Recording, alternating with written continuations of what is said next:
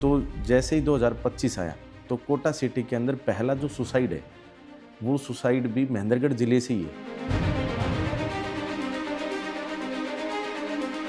तो वहाँ कई बार अगर हैरासमेंट ज़्यादा बढ़ जाए और पीयर प्रेशर ज़्यादा बढ़ जाए कि बढ़ते सुसाइड जो हैं वो स्टूडेंट्स इस तरह के कदम ना उठाए, और क्या मैसेज रहेगा पेरेंट्स के लिए भी। बच्चे के ज़्यादा मार्क्स आ गए आपके, तो ये चीज़ें अगर बच्चे के साथ शुरू से हो रही हैं तो वो स्ट्रेस फील करेगा। किन बातों का ध्यान रखिए कि मुझे अपने बच्चे का इस स्कूल में एडमिशन कराना है। बेशक आप कोर्स तो एक करा रहे हो, लेकिन हर बच्चा अलग एनवायरनमेंट से आ रहा है। हर बच्चे की पेरेंटिंग अलग है, हर बच्चे का सोचने का तरीका अलग है, उनकी पसंद नापसंद भी अलग है। पीटीएम में बैठे हैं और उसी समय बच्चे के जैसे मार्क्स कम देखे तो उसी समय डांटना शुरू कर देते हैं, कुछ हद तक पिटाई भी हो जाती है। माँ बाप ही तो दुनिया में है ना, एक गुरु है जो अनकंडीशनल प्यार करते हैं बच्चे को। बाकी तो हर रिश्ता जो है देखिए वो डिमांडिंग है।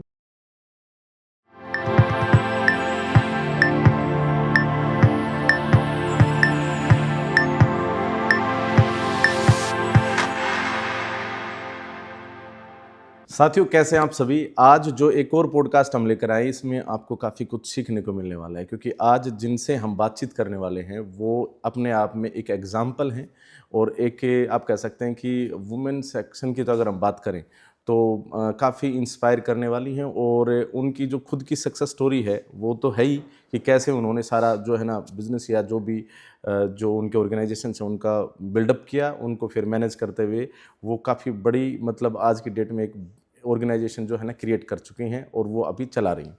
विशेष तौर पर बात यह है कि इनका जो अपना संस्थान है वो है आरपीएस ग्रुप ऑफ इंस्टीट्यूशन, और जिसके स्कूल, कॉलेजेस और अनेकों अलग जो भी जैसे कॉलेज ऑफ एजुकेशन, इस तरह के कॉलेजेस हैं, काफ़ी कॉलेजेस और स्कूल्स हैं इनके, आपने काफ़ी बार नाम सुना भी होगा। तो आज हमारे साथ जो हैं जो आरपीएस ग्रुप ऑफ इंस्टीट्यूशंस की आप कह सकते हैं कि एक फाउंडर मेंबर डॉक्टर पवित्रा राव जो है हमारे साथ मौजूद हैं। इनसे बातचीत करेंगे इनकी खुद की स्टोरी के बारे में, साथ में आरपीएस की स्टोरी के बारे में, और बहुत ही महत्वपूर्ण बच्चों के बीच में काफ़ी रहती हैं, शुरुआत से ही एजुकेशन से जुड़े हुए हैं, तो कुछ पेरेंटिंग टिप्स भी रहेंगी, और स्टूडेंट्स के लिए बहुत महत्वपूर्ण होने वाला है। और जब स्टूडेंट्स के लिए होगा तो मतलब पेरेंट्स के लिए तो अपने आप ही हो जाएगा। तो पूरा पॉडकास्ट जो है वो आप देखिए।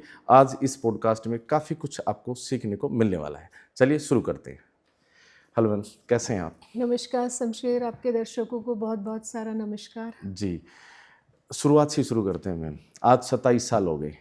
27 साल पहले मैं यहाँ आया, जैसे गुड़गांव में आया, मैंने आपका यहाँ का सेक्टर 50 का रोजवुड वाले का जो उस कैंपस है वो देखा। इसके अलावा और भी मैंने बहुत सारे कैंपस देखे, काफ़ी शानदार कैंपस हैं। जहाँ आपने शुरू किया था वो महेंद्रगढ़ शहर है।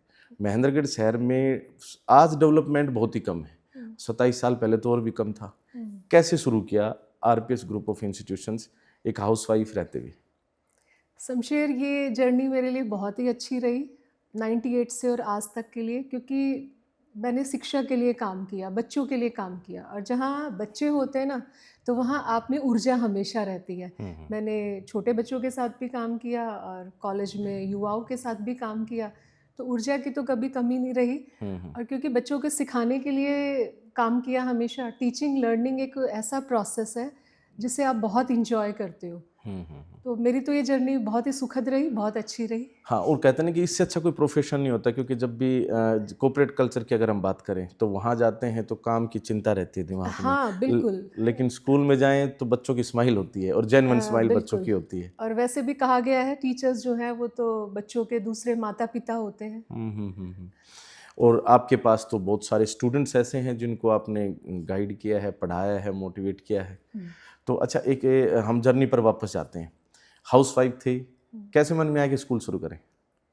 बिल्कुल, मैं हाउसवाइफ थी और उस टाइम मैं जॉब के लिए ट्राई कर रही थी। अच्छा। जब मेरी शादी हुई, मैं दिल्ली से, मेरी महेंद्रगढ़ शादी हुई, तो मैं जॉब के लिए ट्राई कर रही थी। हर लड़की का मन होता है कि आप पढ़ने के बाद कुछ जॉब में करो। तो मेरी बीएससी के बाद ही शादी हो गई थी। मैंने शादी के बाद बीएड किया, एमए किया, सारी स्टडीज़ शादी के बाद ही करी।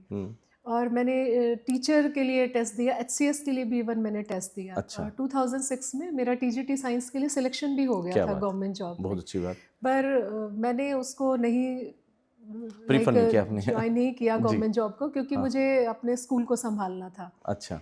98 में हमने स्कूल शुरू कर दिया था। घर की ज़िम्मेवारियों को सँभालते हुए किया, क्योंकि घर के जो दूसरे सदस्य थे देखिए उन्होंने बहुत हेल्प किया। हुँ, परिवार जब तक आपके साथ नहीं होगा आप बाहर काम नहीं कर सकते हो। हुँ। हाँ, खुद मुझे अपना अलग से टाइम ज़रूर निकालना पड़ता था। मैं एक अर्ली राइज़र रही हूँ शुरू से ही, तो मैं 4 ओ क्लॉक उठ जाती थी। अच्छा। और रात को काम ख़त्म करके सोना, कहीं न हुँ, कहीं वो बच्चों के चेहरे देख कर के एक ऊर्जा हर दिन मेरे अंदर बनती थी, और हर दिन एक उद्देश्य भी आता था कि मुझे इन बच्चों के लिए कुछ करना है। और कोई भी काम आप तभी कर पाते हो जब आप में पैशन है। बिल्कुल, वो बिल्कुल। आप कोई भी छोटे से छोटा काम लगा लीजिए या बड़ा काम लगा हुँ, हुँ, लीजिए। हुँ। तो घर में खाना भी बनाया मैंने, मेरा परिवार भी इकट्ठा रहा जिसमें father in law, mother in law, मेरे brother in law, sister in law, बच्चे सभी रहे साथ। और कंबाइंड फैमिली के साथ सोशल जो इवन मेरी रिस्पॉन्सिबिलिटीज़ थी उनको भी निभाया। पर हुँ, जब आप काम दिल से करते हो, हुँ, खुश होके करते हो, और हुँ। काम के लिए जब पैशन है, तो टाइम अपने आप निकाल सकते हो। हुँ, हुँ, हुँ। अच्छा, आपने अपने जॉब में बहुत सारी बातें बता दी अभी-अभी। उसमें मैं एक शुरुआती पॉइंट पर जाता हूँ कि जैसे आप जॉब नहीं करना चाह रहे थे, क्यों? क्योंकि आप अपने स्कूल को सँभालना चाह रहे थे। हुँ। मतलब कहीं न कहीं आप कह सकते हैं एक बिज़नेस वाली भावना थी अपने आप में, हम नौकरी को छोड़कर बिज़नेस करना चाह रहे थे। ऐसा कम देखने को मिलता है, ख़ास तौर पर महिलाओं में। नहीं, ऐसा नहीं था मेरे साथ, अच्छा, मैं अपना बताती हूँ। जब जी। मैं जॉब के लिए अप्लाई कर रही थी एक्चुअली, तो मेरा था कि मैं अपना एक करियर बनाऊँ। हुँ, हुँ। लेकिन 98 में हमने स्कूल का काम शुरू कर दिया था, महेंद्रगढ़ ब्रांच का, जी। जहाँ हमारे पास करीब पहले साल में 170 के करीब बच्चे थे, 12 टीचर्स की टीम थी हुँ, और हुँ। मैं खुद थी।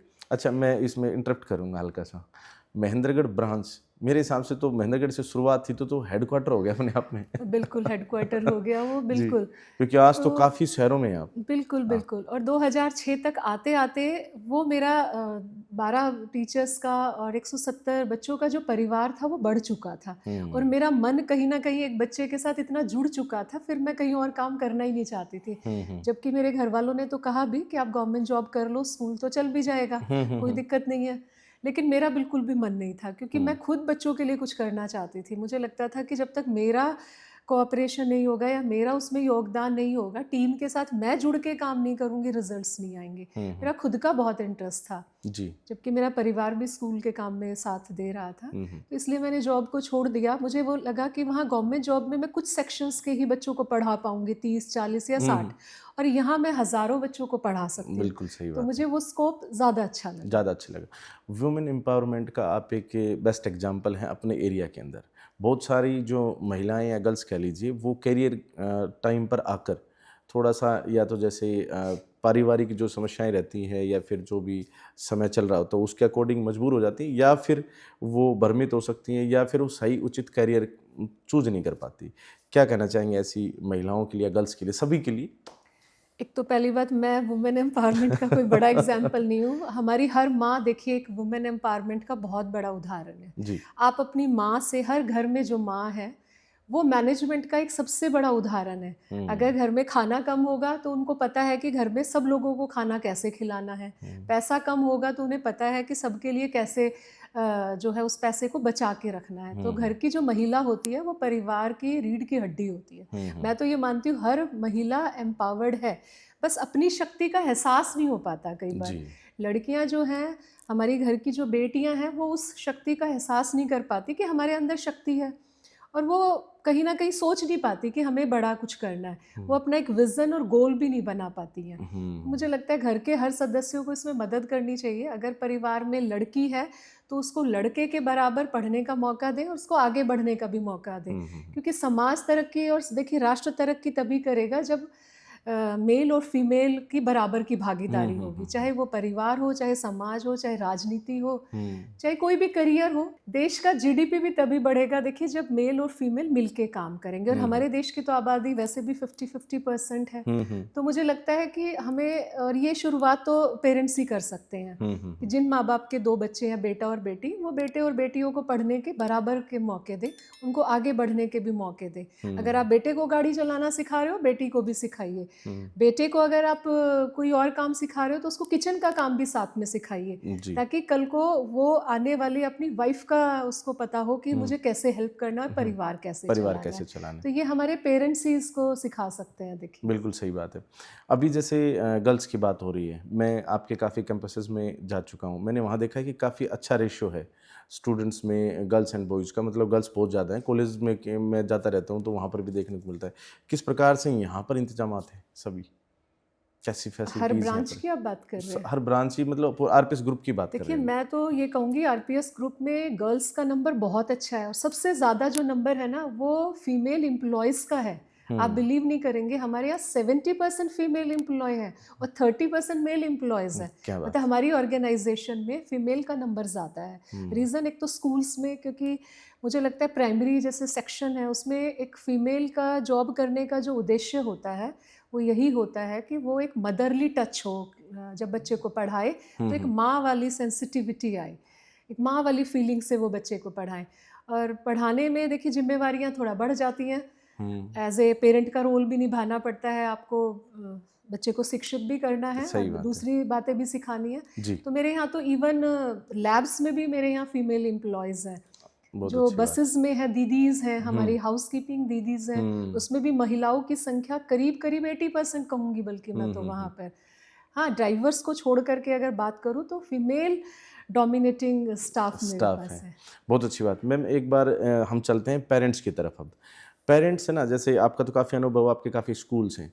आप हर सेशन में कहते हैं ना कि इलेक्शन जो है ना 5 साल में एक बार आता है, लेकिन सेशन तो हर साल ही बदल जाता है।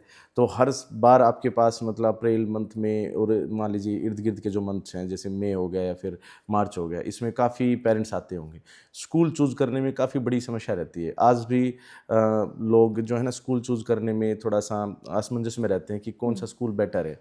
कोई भी पेरेंट्स कहीं किसी भी शहर का हो, किन बातों का ध्यान रखे कि मुझे अपने बच्चे का इस स्कूल में एडमिशन कराना है या किसी भी स्कूल में कराना है, तो किन पॉइंट्स का ध्यान रखें? हाँ, ये तो बहुत इंटरेस्टिंग क्वेश्चन है मेरे जी। लिए। मैं पेरेंट्स को एक मैसेज देना चाहूँगी कि how to choose a good school. बहुत सिंपल है इसके लिए, जहाँ बच्चों का वेलकम किया जाए, जहाँ बच्चे को आकर के बहुत खुशी हो, जहाँ बच्चे सेफ फील करें और जहाँ बच्चे सारा दिन हंसते हुए पढ़ाई करें। देखिए, ये बहुत ज़रूरी इंफ्रास्ट्रक्चर तो बहुत अच्छा होना ही चाहिए, है। हाँ, रिसोर्सेज भी बहुत अच्छे होने चाहिए, और जो वहाँ का टीचिंग स्टाफ है, देखिए वो टीचिंग स्टाफ वेल ट्रेंड हो, और बच्चे को कोई रिसोर्सेज की एकदम से अगर ज़रूरत पड़ जाती है तो स्कूल उसको अरेंज करा दे। बहुत अच्छे ग्राउंड्स होने चाहिए, बच्चे के लिए एक ऐसा वातावरण हो कि वो घर से खुश होकर के स्कूल में चल कर के आए। एक सबसे ज़रूरी चीज़ जो मैं पेरेंट्स को कहना चाहूँगी, एक सही स्कूल का चुनाव करने के लिए, कि वहाँ पर मोटिवेशनल एनवायरनमेंट होना चाहिए।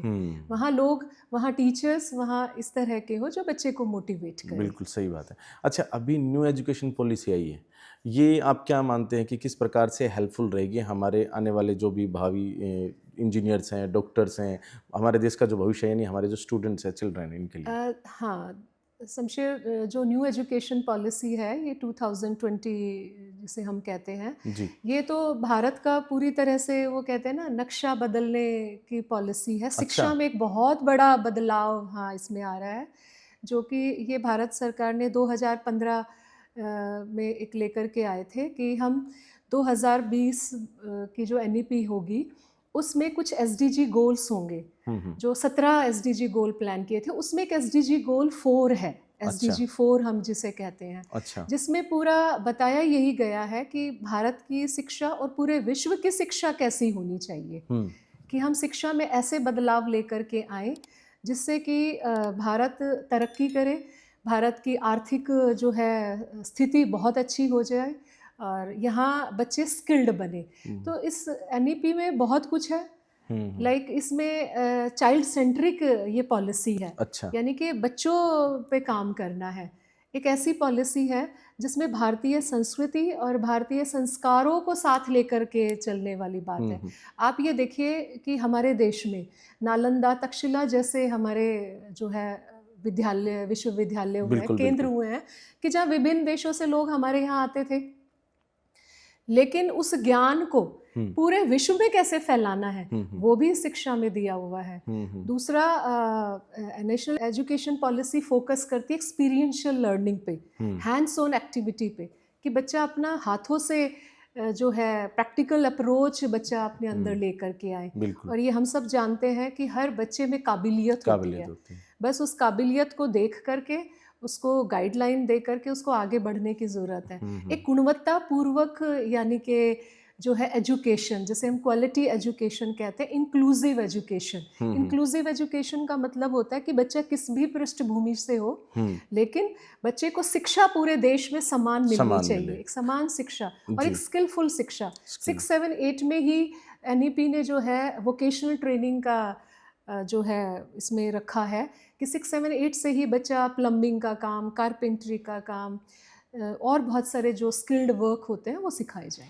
अभी आपने स्किल्स की बात की, संस्कार भी जोड़े आपने साथ साथ कि हमारे जो संस्कार पीछे से चले आ रहे हैं उनको साथ जोड़ते हुए लेते हुए इस पॉलिसी के अंदर हम स्टूडेंट्स को पढ़ाएंगे। शिक्षा एवं संस्कार किस प्रकार से साथ लेकर हम आज जो स्टूडेंट्स हैं उनको अपने जीवन में कामयाब बना सकते हैं? देखिए, NEP 2020 का उद्देश्य ही यही है कि मानव क्षमता को बाहर निकालना और गुणवत्तापूर्वक शिक्षा देना, और वो संस्कारों के बगैर पॉसिबल नहीं है। और वो संस्कार जब हम शिक्षा में शामिल कर देंगे, बच्चा उन संस्कारों को लेकर के आगे बढ़ेगा, तो वो सिर्फ अपने लिए एक जॉब ही नहीं ढूंढेगा, वो समाज के लिए भी सोचेगा, वो देश के लिए भी सोचेगा और वो विश्व के लिए भी काम करेगा। अभी हमने देखिए विवेकानंद जयंती हमने मनाई है 12 जनवरी को, जिसे हम राष्ट्रीय युवा दिवस के रूप में मनाते हैं। विवेकानंद जी ने तो कहा ही है अपने बहुत सारे भाषणों में, जब हम उनके बारे में पढ़ते हैं, कि एक बच्चे को त्याग और सेवा, ये 2 बातें अपने जीवन में ज़रूर शामिल करनी चाहिए, और त्याग और सेवा को लेके वो अपने जीवन में आगे बढ़े, ताकि राष्ट्र तरक्की तभी करेगा जब हम वहाँ के युवा में संस्कार होंगे, त्याग की भावना होगी, सेवा होगी। तो हर बच्चे को यानी कि ऐसी शिक्षा दें जिसमें सब्जेक्ट मैथ्स, इंग्लिश, साइंस तो है ही है, क्योंकि उससे उसको अपना करियर बनाना। बट जब संस्कार होंगे तो नींव मजबूत होगी बच्चे की, और जब एक युवा मजबूत बनता है, एक मनुष्य मजबूत बनता है, तो वो राष्ट्र भी मजबूत बनता है। अच्छा, संस्कारों को लेकर काफ़ी बातें होती हैं, उसमें सबसे महत्वपूर्ण जो मैं पॉइंट आज डिस्कस करना चाहता हूँ आपके साथ, मैं चाहूँगा कि दर्शकों के साथ आप साझा करें कि घर पर समय देना, घर पर मतलब दादा दादी का होना, उनको मतलब पैर दबाना, ये धोख खाना, ये सारी चीज़ें होती हैं शामिल।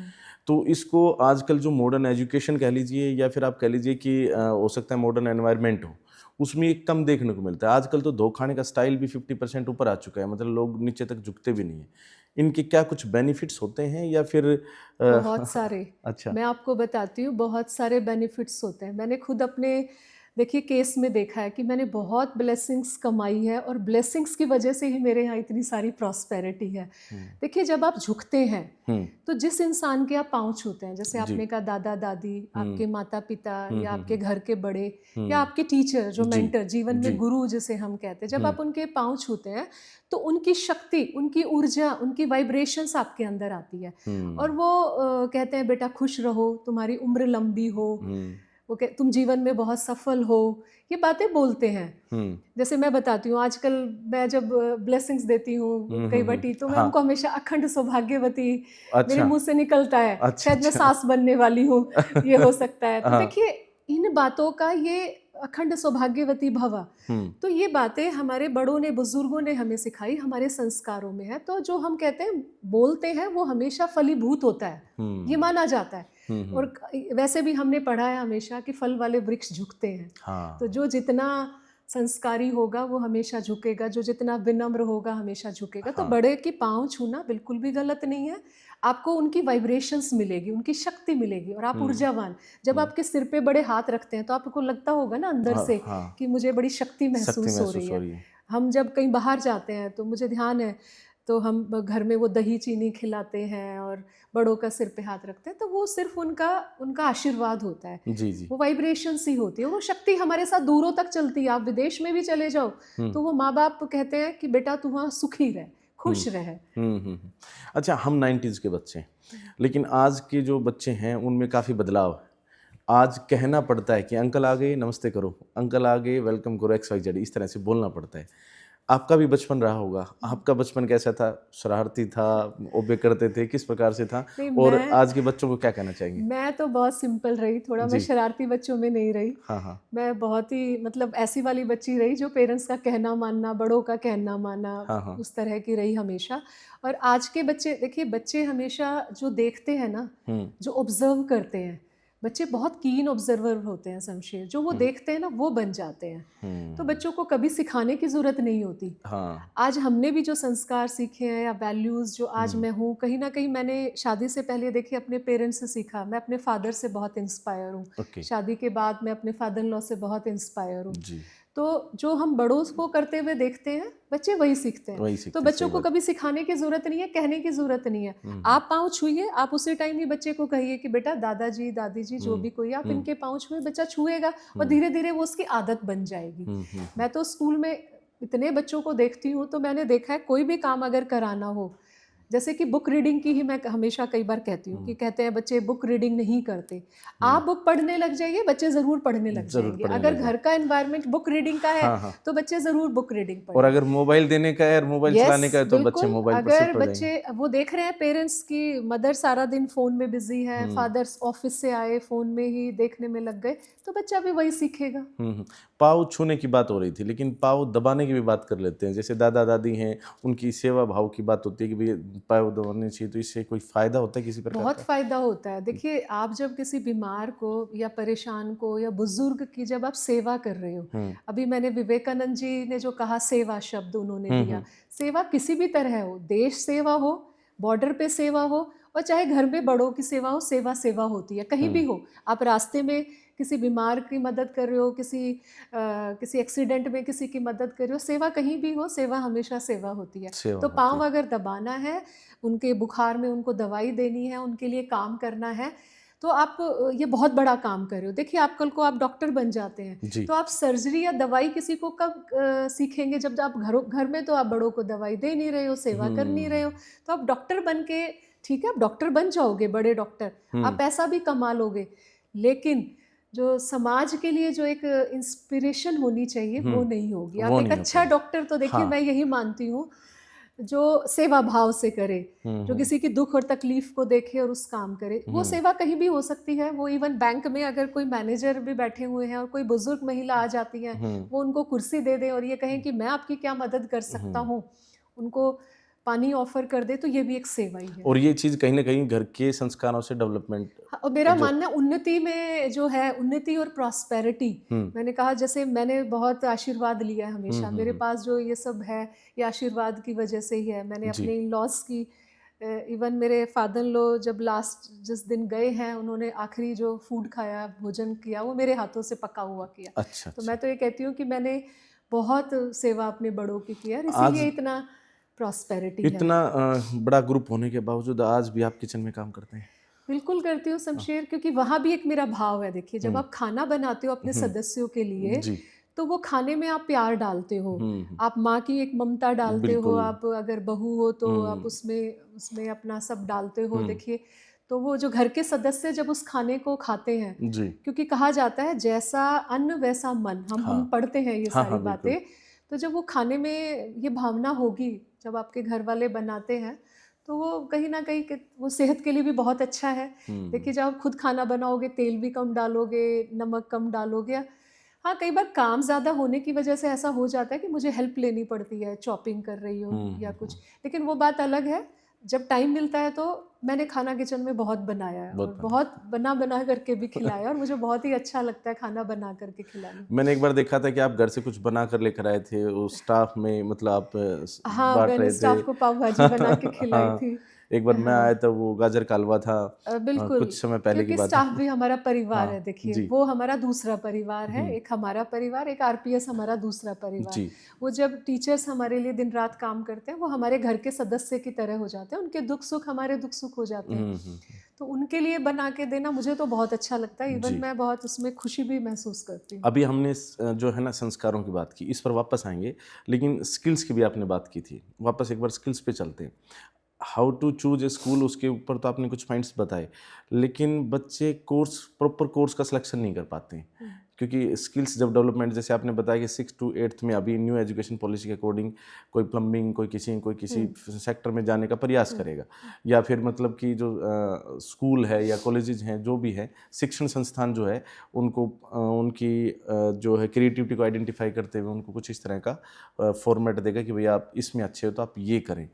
आपको क्या लगता है कि किस प्रकार से चूज कर सकता है कोई भी स्टूडेंट, इवन स्टूडेंट की बजाय पेरेंट्स अपने बच्चे के लिए, क्योंकि कहीं ना कहीं इस एज तक तो जो 5वीं 6ठी क्लास है, पेरेंट्स एक डिसाइडिंग फैक्टर होता है, उसके बाद तो मान लीजिए कॉलेज लेवल पर जाए तो स्टूडेंट भी बन जाता है। कैसे कोई पेरेंट्स अपने बच्चे के लिए कोर्सेज डिसाइड करे? देखिए, इसके लिए ना टीचर और पेरेंट्स का रोल है। स्कूल और अच्छा, टीचर को टीचर्स भी मिलके साथ में? बात, हाँ, उनको मिलके बात करनी पड़ेगी। जब पेरेंट्स मीटिंग होती है तब, या पेरेंट ओरिएंटेशन होता है तब, स्कूल में पेरेंट्स टीचर से जाके बात करें। 30 बच्चों की क्लास है देखिए, और वो 30 बच्चों की क्लास में 30 माइंड्स आपके पास बैठे हुए हैं। बेशक आप कोर्स तो एक करा रहे हो, लेकिन हर बच्चा अलग एनवायरनमेंट से आ रहा है। हर बच्चे की पेरेंटिंग अलग है, हर बच्चे का सोचने का तरीका अलग है, उनकी पसंद नापसंद भी अलग है, और इवन बच्चे का जो सब्जेक्ट में इंटरेस्ट होता है ना, वो भी अलग अलग होता है। तो पेरेंट्स टीचर से बात कर सकते हैं कि मैम या सर आप बताइए कि मेरा बच्चा जो है किस सब्जेक्ट में अच्छा कर रहा है। जब वो रिपोर्ट कार्ड देखें तो हमारे पेरेंट्स मार्क्स पहले देखते हैं, वो ये नहीं देखते कि हमारा बच्चा कितना स्किलफुल है किस सब्जेक्ट में, यानी कि उसको किस में इंटरेस्ट है। लाइक अगर साइंस में इंटरेस्ट है तो वो कल को डॉक्टर के लिए बन सकता है, इंजीनियर बन सकता है, टीचर बन सकते हैं, प्रोफेसर बन सकते हैं। साइंस में और बहुत सारे आजकल तो कोर्स आ गए हैं, तो आप वो सब कर सकते हो। अगर बच्चे को हिंदी में इंटरेस्ट है तो हिंदी में वो एक बहुत अच्छा हिंदी के प्रोफेसर बन सकते हैं, कवि बन सकते हैं, और हिंदी में लेखक बन सकते हैं वो। तो उसके लिए ज़रूरी है, वहाँ पेरेंट्स का रोल बढ़ जाता है कि वो ये ना देखे कि बच्चा ओवरऑल मार्क्स कितने स्कोर कर रहा है, वो ये देखे कि बच्चे का इंक्लिनेशन किधर है। आर्ट में जैसे इंक्लिनेशन हो सकता है तो कल को एक बहुत बड़ा आर्टिस्ट बनेगा। देखिए, एक बड़ा आर्टिस्ट देश को कितना कुछ देगा, देश का नाम करेगा। तो वो पेरेंट्स का रोल है इसमें सबसे बड़ा। तो और फिर टीचर से डिस्कस भी करें, और वहाँ फिर डिसाइड कर ले जो बच्चे का पसंद नापसंद हो, उसके हिसाब से उसको करियर जो है गाइडेंस दिला दे। आजकल करियर काउंसलिंग भी होती है, और उसमें करियर काउंसलिंग करा दे। अपने जो कैंपस हैं उनमें किस प्रकार से करियर गाइडेंस आप लोग? हाँ, हमारे यहाँ 9 to 12th करियर गाइडेंस जो होती है, करियर काउंसलिंग सेशंस होते हैं साल में कम से कम 5 से 7 भी, कई जगह 10 तक भी हुए हैं। 9 to 12 शुरू करते हैं क्योंकि 8 तक बच्चा छोटा रहता है। 8 तक सब्जेक्ट्स में पता नहीं चलता कि उसका इंटरेस्ट कहाँ पर है। पर 9th और 10th में हम सेशन कराते हैं, देन फिर 11th और 12th में भी कराते हैं। तो बहुत सारे करियर गाइडिंग जो हमारे सेशंस हैं, जिसमें बाहर से भी रिसोर्स पर्सन आते हैं, हम ट्रेंड पर्सन्स को यहाँ पर बुला करके, और सारी ही ब्रांचेस में हम करवाते हैं इनके सेशंस, ताकि बच्चे को उसका फ़ायदा मिले। अभी जो बातचीत चल रही थी उसमें आया था एक पॉइंट कि मैं उसको एक लाइन में डिफाइन सा करने की कोशिश करूँगा, आप उसको एक्सप्लेन करना। Is every child special? Every child is unique. Unique capabilities he और शी कैरीज। मुझे लगता है कि हर बच्चा यूनिक होता है, बस हमें वो देखना है उनकी कैपेबिलिटीज़ को, और उनको फिर स्ट्रीमलाइन करके, अलाइनमेंट करके, फिर हमें उन्हें जो है आगे बढ़ने का मौका देना है। और लेकिन क्योंकि ये हमारी मजबूरी होती है कि हम कोर्स तो एक ही कराते हैं सभी बच्चों को, लेकिन इंटरेस्ट सब बच्चों का अलग अलग होता है। हर बच्चे का इंटरेस्ट बिल्कुल अलग है। किसी को मैथ्स बहुत ज़्यादा पसंद है, तो अगर टीचर लेकिन इस बात को पकड़ ले, और टीचर को ये बात समझ में आ जाए, और पेरेंट्स मिल कर के कि हम इस पे और कैसे अच्छा कर सकते हैं कि मैथ्स को ही बहुत अच्छा करे जी, ताकि कल को आने वाले टाइम में वो एक बहुत बड़ा साइंटिस्ट बने, फिजिक्स में बहुत अच्छा करे। तो रियली हर बच्चा यूनिक होता है, उसमें कुछ ना कुछ देखिए स्किल भगवान ने दी होती है, और उस स्किल पे अगर काम किया जाए तो वो इवन अपना नाम देश में भी कर सकता है। आप देखिए, खेलों में ही देखिए, जो बच्चे मेडल्स ला रहे हैं, तो आप देखते होंगे वो कई बार पढ़ाई में उनके मार्क्स कम होते हैं, लेकिन वो खेल में बहुत अच्छा करते हैं। तो यही कहूँगी मैं, तो उनके पेरेंट्स और टीचर का ही रोल है इसमें, कि उन्होंने उनको मौका दिया, उनको आगे बढ़ने का मौका दिया, और वो उसी में बहुत अच्छा कर गए जी। अच्छा, कुछ एग्जांपल्स जो मैं तो घूमता रहता हूँ, कुछ कवरेज वगैरह भी करता हूँ संबंधित इस सेक्शन से, एजुकेशन के सेक्शन से, मुझे पेरेंट्स मिलते हैं पीटीएम में। एक तो वो मार्क्स के पीछे दौड़ते हैं बहुत ज़्यादा, दूसरा जो है वो जैसे पीटीएम में बैठे हैं और उसी समय बच्चे के जैसे मार्क्स हम देखें तो उसी समय डांटना शुरू कर देते हैं। और वो तो चलो हो सकता है कि टीचर्स के सामने कम डांटें, लेकिन घर जाकर डांटते हैं, कंपैरिजन करते हैं घर पे अपने दूसरे बच्चे के साथ, या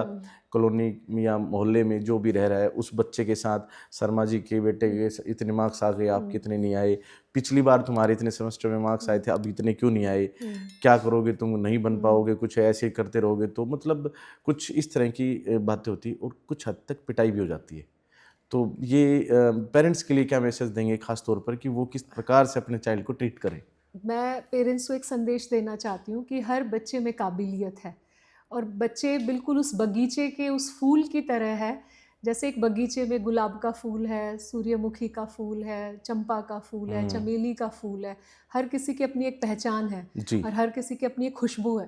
बिल्कुल बच्चे उसी तरह से होते हैं। जहाँ तक पीटीएम में मार्क्स की और पिटाई की और डांट का सवाल है, शमशेर, मुझे लगता है ये बिल्कुल नहीं होना चाहिए, क्योंकि एक टेस्ट बच्चे का करियर डिसाइड नहीं करता। बच्चे के लाइफ में हजारों टेस्ट आते हैं। इवन लाइफ जो क्वेश्चन पेपर देती है उसका तो हमें पता भी नहीं होता सही बात कि है। कैसा क्वेश्चन पेपर आएगा। हाँ। तो हम बच्चे को संस्कारवान बनाए, हम बच्चे को हेडस्ट्रॉन्ग बनाए, हम बच्चे में अनकंडीशनल लव करें।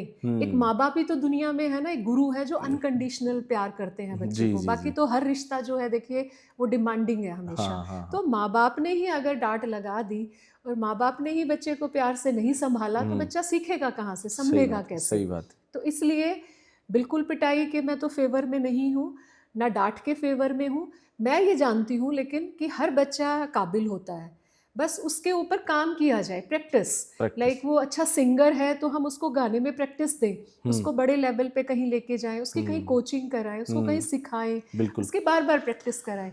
वो सोशल स्टडी में बहुत अच्छा है, ज्योग्राफी में अगर वो बहुत अच्छा है तो ज्योग्राफी में हम उसको पूरा मैप उसको सिखाएं, उसकी कोचिंग अलग से कराएं। तो हमें सिर्फ ये देखने की ज़रूरत है और माँ बाप और टीचर्स का तो कोऑपरेशन बहुत ज़रूरी है। सारी चीज़ें होती हैं, बावजूद उसके माँ बाप जो हैं कंपैरिजन में जाते हैं, हाँ, उस पर थोड़ा सा। कंपैरिजन, यस, वो कंपैरिजन ना देखिए वो पेरेंट्स अपने साथ कर लेते हैं फिर। अच्छा। वो बच्चे के साथ नहीं। जैसे आपने कहा कि शर्मा जी का, गुप्ता जी का या बेटे के साथ, तो वो तो शर्मा जी और अपना खुद का कंपैरिजन कर रहे हैं ना। बच्चे से ना करें कभी। उनसे कोई पूछे कि आपका किसी ने कंपैरिजन किया था? आप कहाँ, आप जो जॉब करते हो क्या आपका दोस्त भी उतना ही, हो सकता है वो आपसे ज्यादा कमाता हो, या हो सकता है आपसे कम कमाता हो, या हो सकता है आप जब पढ़ते थे तो आप कैसे थे। तो जब आपने अपने आप से देखो ना, आप एक मासूम बच्चे से ये कैसे एक्सपेक्ट कर सकते हो? और एक्सपेक्टेशंस, तो कंपैरिजन तो एक जहर की तरह है मुझे लगता है। मैंने बताया ना कि हर बच्चा यूनिक है। जब यूनिक है, आप में खास क्वालिटी है, तो आप किसी से कम कैसे हो गए? आप तो बहुत अच्छे हुए ना। बस आपको तो उस क्वालिटी को चेक करके आगे बढ़ाना है। वो काम स्कूल और पेरेंट्स करें। एक्सपेक्टेशन जो है वो इस हद तक भी है कि पेरेंट्स जो हैं अपने सपने बच्चों में देखते हैं। ये भी बहुत गलत है। अगर आपका सपना पूरा नहीं हुआ, कई बार नहीं होता है।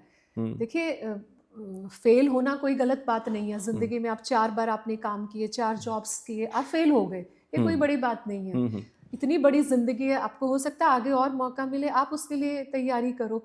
लेकिन आप अपने सपने बच्चों के ऊपर मत डालो। उनको सपने देखने दें, उनके अपने गोल डिसाइड करने दें, उनके सपनों में मदद करें आप as a facilitator, as a दोस्त उनके साथ खड़े रहें। उनको दोस्त चाहिए जो उनको सुने, जिससे उनको लगे कि हाँ मैं अपनी बात रख सकता हूँ, मैं अपनी बात कह सकता हूँ, इवन बुरी से बुरी बात। मैं आपको अपना ही एग्जाम्पल देती हूँ। जैसे मेरे फादर ने, हम 3 बहनें रहीं, लेकिन हमें कभी किसी काम के लिए नहीं रोका, हमें बेटों की तरह ही हमेशा पढ़ाया। और मेरे फादर तो बिल्कुल मेरे एज ए फ्रेंड की तरह रहे।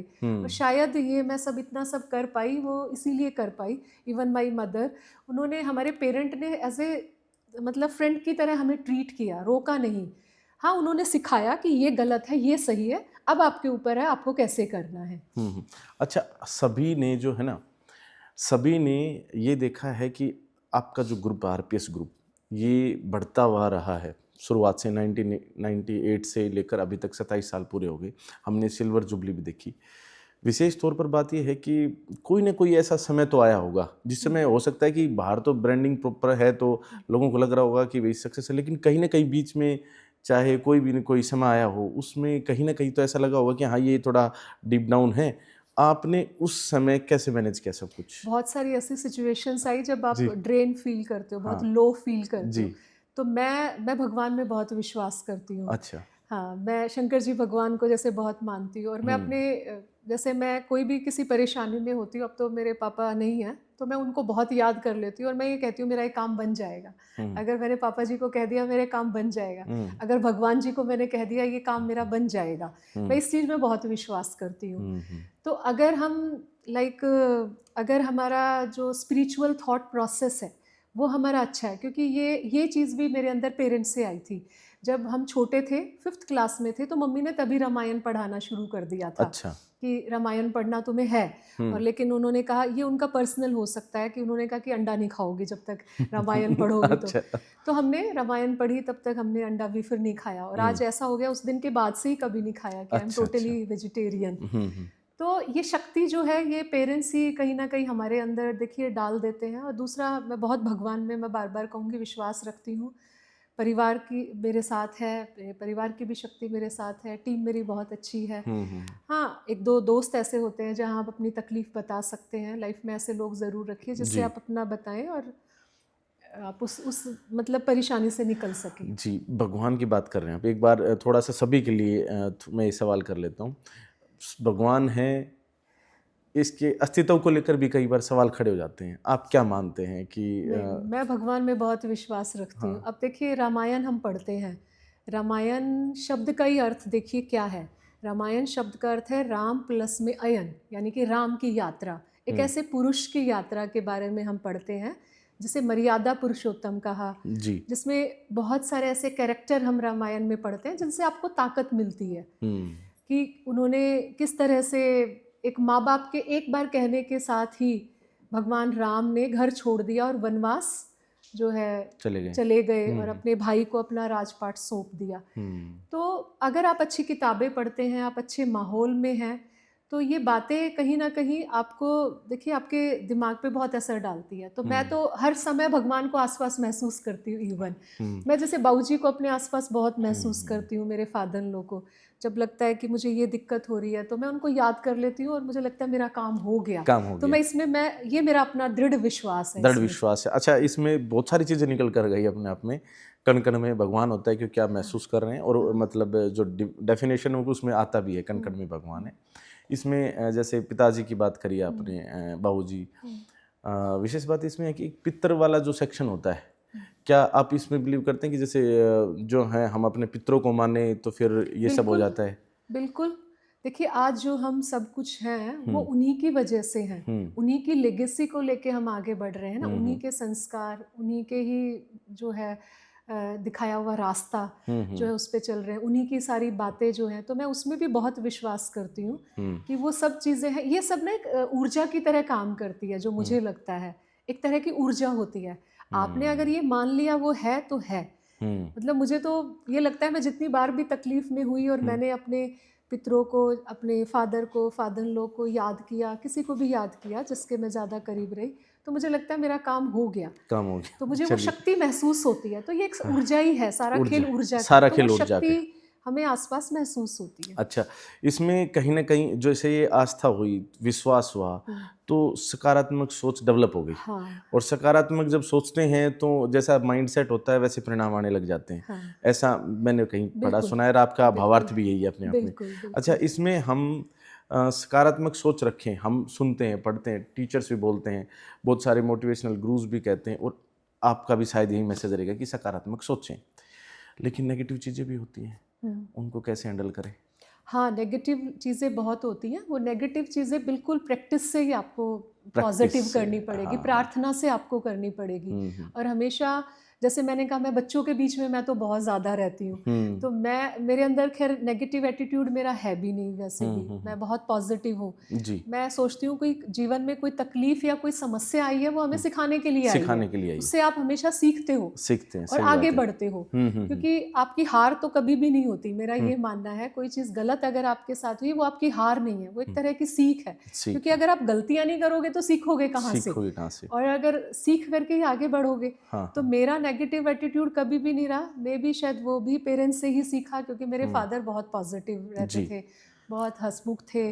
तो वो चीज़ मेरे अंदर आई। और नेगेटिव सोचने से देखिए कहीं ना कहीं आपके दिमाग और शरीर दोनों पे ही असर पड़ता दोनों है। पर असर पड़ता आप है, पॉजिटिव रहते हो तो इवन आपका शारीरिक स्वास्थ्य भी बहुत अच्छा रहता स्वास्थ्य भी है, अच्छा रहता है। तो वो आपके दिमाग के लिए भी बहुत अच्छा है। हाँ, कई बार ऐसे सिचुएशंस होती है कि कुछ टाइम के लिए आप नहीं हो पाते हो पॉजिटिव, लेकिन ये एक तरह की ट्रेनिंग है, जैसे कि ध्यान आपने कर लिया, मेडिटेशन कर लिया आपने, वो ज़रूर करें। मैं उसमें बहुत विश्वास करती हूँ। मेडिटेशन करते अच्छे हैं आप? लोगों की बातें पढ़ें, जैसे विवेकानंद जी को मैंने बहुत पढ़ा है, मैंने गांधी जी को बहुत पढ़ा है, अपने देश के जो मिसाइल मैन हैं, अपने अब्दुल कलाम जी को मैंने जी। बहुत उनको पढ़ा है। उनके जीवन की बहुत सारी बातों से हम सीखते हैं कि तकलीफ़ें उन लोगों के जीवन में भी आई थी। हाँ, अच्छा, तकलीफ़ें उन लोगों के जीवन में भी आई थी, लेकिन आज का जो स्टूडेंट है, वो पढ़ने के लिए जाता है और थोड़ा-सा फेलियर देखता है, या तो स्टडी प्रेशर कह लीजिए, वो डिप्रेशन में चला जाता है। इवन जैसे कोटा एक एजुकेशन सिटी है आज की डेट में, वहाँ पर अभी एक लिस्ट आ रखी थी कि हर महीने किस प्रकार से सुसाइड हुए हैं वहाँ पर। और बात करें अब का भी, फ़िलहाल का भी, तो जैसे ही 2025 आया, तो कोटा सिटी के अंदर पहला जो सुसाइड है, वो सुसाइड भी महेंद्रगढ़ ज़िले से ही है, नावा गांव से। हमने अपने चैनल पर खबर भी दिखाई है। विशेष तौर पर बात यह है कि बढ़ते सुसाइड जो हैं वो स्टूडेंट्स के, और कोटा सिटी जो एजुकेशन सिटी है उसके अंदर कैसे कोई बच्चा जो है ये जो फेलियर वाली बात है इसको इग्नोर करते हुए इस तरह के कदम ना उठाए, और क्या मैसेज रहेगा पेरेंट्स के लिए भी खास तौर पे? इसमें क्या है शमशेर कि एकदम से कोई बच्चा डिप्रेस या स्ट्रेस में नहीं आता, ये एक अपना नेचर हो जाता है। ये धीरे धीरे करके होता है। जैसे 10th बोर्ड का रिजल्ट आया, फिर 12th बोर्ड का आया, फिर कंपटीशन के लिए आपने पीएमटी, जी या कोई बैंकिंग, क्लैट, आपने कोई भी तैयारी करी, तो ये 4-5 स्टेप्स के बाद आपके साथ ऐसा होता है। तो अगर हम ये बात को समझ ले, जैसे 10th में मार्क्स कम आए तो पेरेंट्स कई बार हैराश करना भी शुरू कर देते हैं कि क्यों आए, ज़्यादा आने चाहिए थे। फिर बच्चे को लगता है मैं 12th में और ज़्यादा लेकर के आऊँगा। तो वहाँ कई बार अगर हैराशमेंट ज़्यादा बढ़ जाए और पीयर प्रेशर ज़्यादा बढ़ जाए, पीयर प्रेशर बच्चों में बहुत ज़्यादा होता है कि इस बच्चे के आ गए, मेरे नहीं आए। और पेरेंट्स का भी प्रेशर कई बार ज़्यादा बढ़ जाता है कि फलाना के, जैसे आपने कहा था कि उस बच्चे के ज़्यादा मार्क्स आ गए, आपके नहीं। तो ये चीज़ें अगर बच्चे के साथ शुरू से हो रही हैं तो वो स्ट्रेस फील करेगा। लेकिन अगर घर का ऐसा एनवायरनमेंट है कि जहाँ प्रेशर नहीं रखते कि बेटा कोई बात नहीं, इस बार ही तो मार्क्स कम आया ना, आपके अगली बार अच्छे आ जाएंगे, कोई बात नहीं, सही बात है। एक टेस्ट से कोई आपका जो है फ्यूचर डिसाइड नहीं हो रहा है, वही आप वाली बात, पॉजिटिव एटीट्यूड। यस। तो अगर वो आदत हम बच्चे को बना दें और बच्चे को ये कहें कि बेटा कोई बात नहीं, मैं तुम्हारे साथ हूँ, अगर तुम्हें कोई दिक्कत है, जैसे आपने एक शहर का नाम बताया कि वहाँ ऐसा हो रहा है, तो जब उस बच्चा परेशानी में रहा होगा तो वो बच्चा अपनी बात किसी से शेयर नहीं कर पाया होगा। अगर पेरेंट्स वहाँ कहे कि मैं आपके साथ हूँ बेटा, जिस दिन आप सबसे ज्यादा परेशानी में हो आप मुझे आके बताना सबसे पहले, मम्मी या पापा, इवन घर में बड़ा भाई बहन भी हो, चाहे दादा दादी हो। देखिए पहले संयुक्त परिवार होते थे, पहले संयुक्त परिवार होने की वजह से बच्चे अपनी भावनाएं शेयर कर लेते थे। और आजकल क्योंकि न्यूक्लियर फैमिली होना एक मजबूरी भी हो गई है, लोगों को जॉब के लिए बाहर भी जाना पड़ रहा है, दोनों पेरेंट्स वर्किंग हैं, दोनों वर्किंग है, समय तो भी नहीं अब है। लेकिन आजकल मैं तो कई बार सोचती हूँ पेरेंट्स के लिए स्कूल खोलने चाहिए कि हमें पेरेंट्स को सिखाने की जरूरत है। यस, क्योंकि उनकी ड्यूटी बढ़ गई ना। उन्हें पेरेंट्स बनने से पहले आप बच्चे को जन्म दे रहे हो तो आपकी तो ड्यूटी है ना कि आप पहले सीखिए कि अच्छा माँ बाप कैसे बनना है, तो वो उनको सीखना जरूरी है। आजकल तो बहुत सारे कोर्सेज होते हैं, इवन पेरेंटिंग के लिए बहुत सारे होते हैं, कोर्सेज बहुत सारे होते हैं। तो ये बात पेरेंट्स को समझने की जरूरत है कि बच्चा स्ट्रेस में ना रहे, उसे एक अच्छा एनवायरनमेंट दे, उसके फ्रेंड्स बना के रखें, चेक कर लें कि बच्चा किन दोस्तों से बात करता है, किन के साथ रह रहा है। बाहर पढ़ने के लिए अगर भेजे भी तो ध्यान जरूर रखें। देखिए बहुत सारे पेरेंट्स अपनी जॉब भी छोड़ देते हैं, इवन बच्चों को पढ़ाने के लिए शिफ्ट हो जाते हैं दूसरे शहर में। यस, शिफ्ट भी कर जाते हैं, वो इसीलिए करते हैं कि बच्चे के साथ रहें, इसलिए। तो आजकल टीचर्स की रिस्पॉन्सिबिलिटी भी, मैं मीटिंग लेती हूँ, कहती हूँ आपकी बढ़ गई है। अब आप एक टीचर नहीं हो, आप एक पेरेंट भी हो अब, क्योंकि वो ड्यूटी भी आपको निभानी है, क्योंकि आपको जो बच्चा मिलेगा वो इमोशनली थोड़ा ड्रेन मिलेगा, क्योंकि वो घर में पेरेंट्स मिलते नहीं है, जाके देखते हैं तो पहले माँ, मुझे खुद अपना बचपन याद आता है, जब हम स्कूल से जाते थे तो ये होता था आज स्कूल में ये हुआ, आज हम बताते थे खुश होकर के। अब वो बात करने वाली कोई नहीं है। हम इवन अपनी दादी के साथ बहुत शेयर कर लेते थे, आज हमारे स्कूल में ये सब हुआ, जी तो वहाँ बच्चा खुल जाता है खुल जाता और है। बच्चे का पता चल जाता है अच्छा परिवार में। इस बात पर क्या कहेंगे? आजकल जो पेरेंट्स आते हैं पीटीएम में कह लीजिए या फिर वैसे वन टू वन मिलने के लिए भी आ जाते हैं स्कूल में, तो वो कहते हैं कि जी हमने तो फीस भर दी, हम्म, अब आप जाने आपका काम। मतलब अगर बच्चा घर पर कोई गेस्ट आया और उसका वेलकम नहीं कर रहा है तो वो भी स्कूल की गलती है, हम्म। और अगर वो घर पर कहना नहीं मान रहा है तो भी स्कूल की गलती है। इस बात को आप कैसे देखते हैं? नहीं, मैं तो इस बात को ये कहूँगी कि पेरेंट्स पहले टीचर हैं बच्चों के, हाँ, वो और कहते हैं ना पहला प्रथम स्कूल गुरु। घर होता है। हाँ हाँ, हाँ पहला स्कूल घर होता है जी। बच्चे का। तो जो ज्ञान वहाँ से मिलेंगे, जो संस्कार वहाँ से मिलेंगे, जो वैल्यूज़ वहाँ से मिलेगी, हम्म जिसे हम मोरल वैल्यूज़ जो हम स्कूल में पढ़ाते हैं, वो वैल्यूज़ जो हैं, कोई भी हो, एम्पैथी हो, कंपैशन हो, रेजिलियंस हो, ये सारी वैल्यूज़ बच्चे घर से ही सीखते हैं, उसके बाद स्कूल से सीखते हैं। बात स्कूल से तो सीखते हैं। पेरेंट्स को अपना पार्ट तो देखिए निभाना पड़ेगा, जो उनका पार्ट है हाँ उसको सही बात इग्नोर है। तो नहीं कर सकते, हाँ हाँ वो निभाना पड़ेगा। जबकि आजकल स्कूल का पार्ट बढ़ गया है, स्कूल में हम मॉरल वैल्यू सिखाते हैं। हमारा जो एनुअल पेडागॉजी प्लान हम बनाते हैं प्राइमरी का या मिडिल का या सीनियर स्कूल का, हम उसको डिज़ाइन ऐसे करते हैं, हम उसमें एक एक वैल्यू भी डालते हैं, वैल्यू ऑफ द मंथ करके। हम एक्टिविटीज़ बहुत सारी ऐसी कराते हैं, जैसे मैंने आपको बताया कि रामायण की मैं बात करूं, अच्छा हमारे यहाँ रामायण के ऊपर बच्चों को स्किट कराना, अच्छा रामायण के जो कैरेक्टर्स है रोल प्ले कराना, रोल मॉडल्स बनाना, जिससे बच्चे सीखें उन सीखें। रोल मॉडल्स बन करके। अच्छा रामायण महाभारत और साथ में नैतिक मूल्य, आप कह सकते हैं नैतिक शिक्षा, मूल्यबोध, इस प्रकार की पहले बुक्स होती थी। क्या अब भी मतलब जैसे मान लीजिए एजुकेशन पॉलिसी के अकॉर्डिंग शायद अब वो बुक्स वैसे ना हो, नहीं, आपकी स्कूल सीबीएसई में करिकुलम में कंपलसरी है। कंपलसरी है? हमारे यहाँ तो इवन जो हमने प्लान बनाया हुआ है, को करिकुलर प्लान और करिकुलर प्लान, हमने उसमें ये डाला हुआ है। हमारे यहाँ तो वैल्यू बेस्ड एक्टिविटीज़ बहुत ज़्यादा होती है, आरपीएस ग्रुप में ही बहुत ज़्यादा होती है। चाहे कोई भी फेस्टिवल आ जाए, किसी भी तरह का स्पेशल सेलिब्रेशन होता है इवन, और उस फेस्टिवल के पीछे का संदेश होता है, चाहे वो क्रिसमस हो, चाहे कोई भी हो, हम हर फेस्टिवल को इस तरह से सेलिब्रेट करते हैं कि उसके पीछे का जो भाव है, उस फेस्टिवल को मनाने का पीछे भाव होता है कि वो जो नीतियाँ हैं, जो संदेश है, जी वो बच्चा अपने जीवन में उतारे। जीवन में जैसे उतारे। दिवाली मनाई तो भगवान राम का चरित्र कैसा था, भगवान राम के जो वैल्यूज़ थे वो हर बच्चे में आए। हर बच्चे में आए। अगर वो फिर आगे क्रिसमस है तो जीसस क्राइस्ट ने कैसे अपना जीवन त्याग कर दिया, तो उनकी बातें, तो हर त्योहारों पे हम स्कूल में इस तरह का एक्टिविटी कराते हैं। बहुत अच्छी बात है, और बातों बातों में बच्चे बहुत कुछ सीख जाते हाँ, हैं। बच्चे सीखते हैं। देखिए, हमें भी अपने स्कूल की बहुत सारी बातें याद हैं जो हमने अब अप्लाई करी। सही बात मुझे है। ध्यान है, हमारे यहाँ एक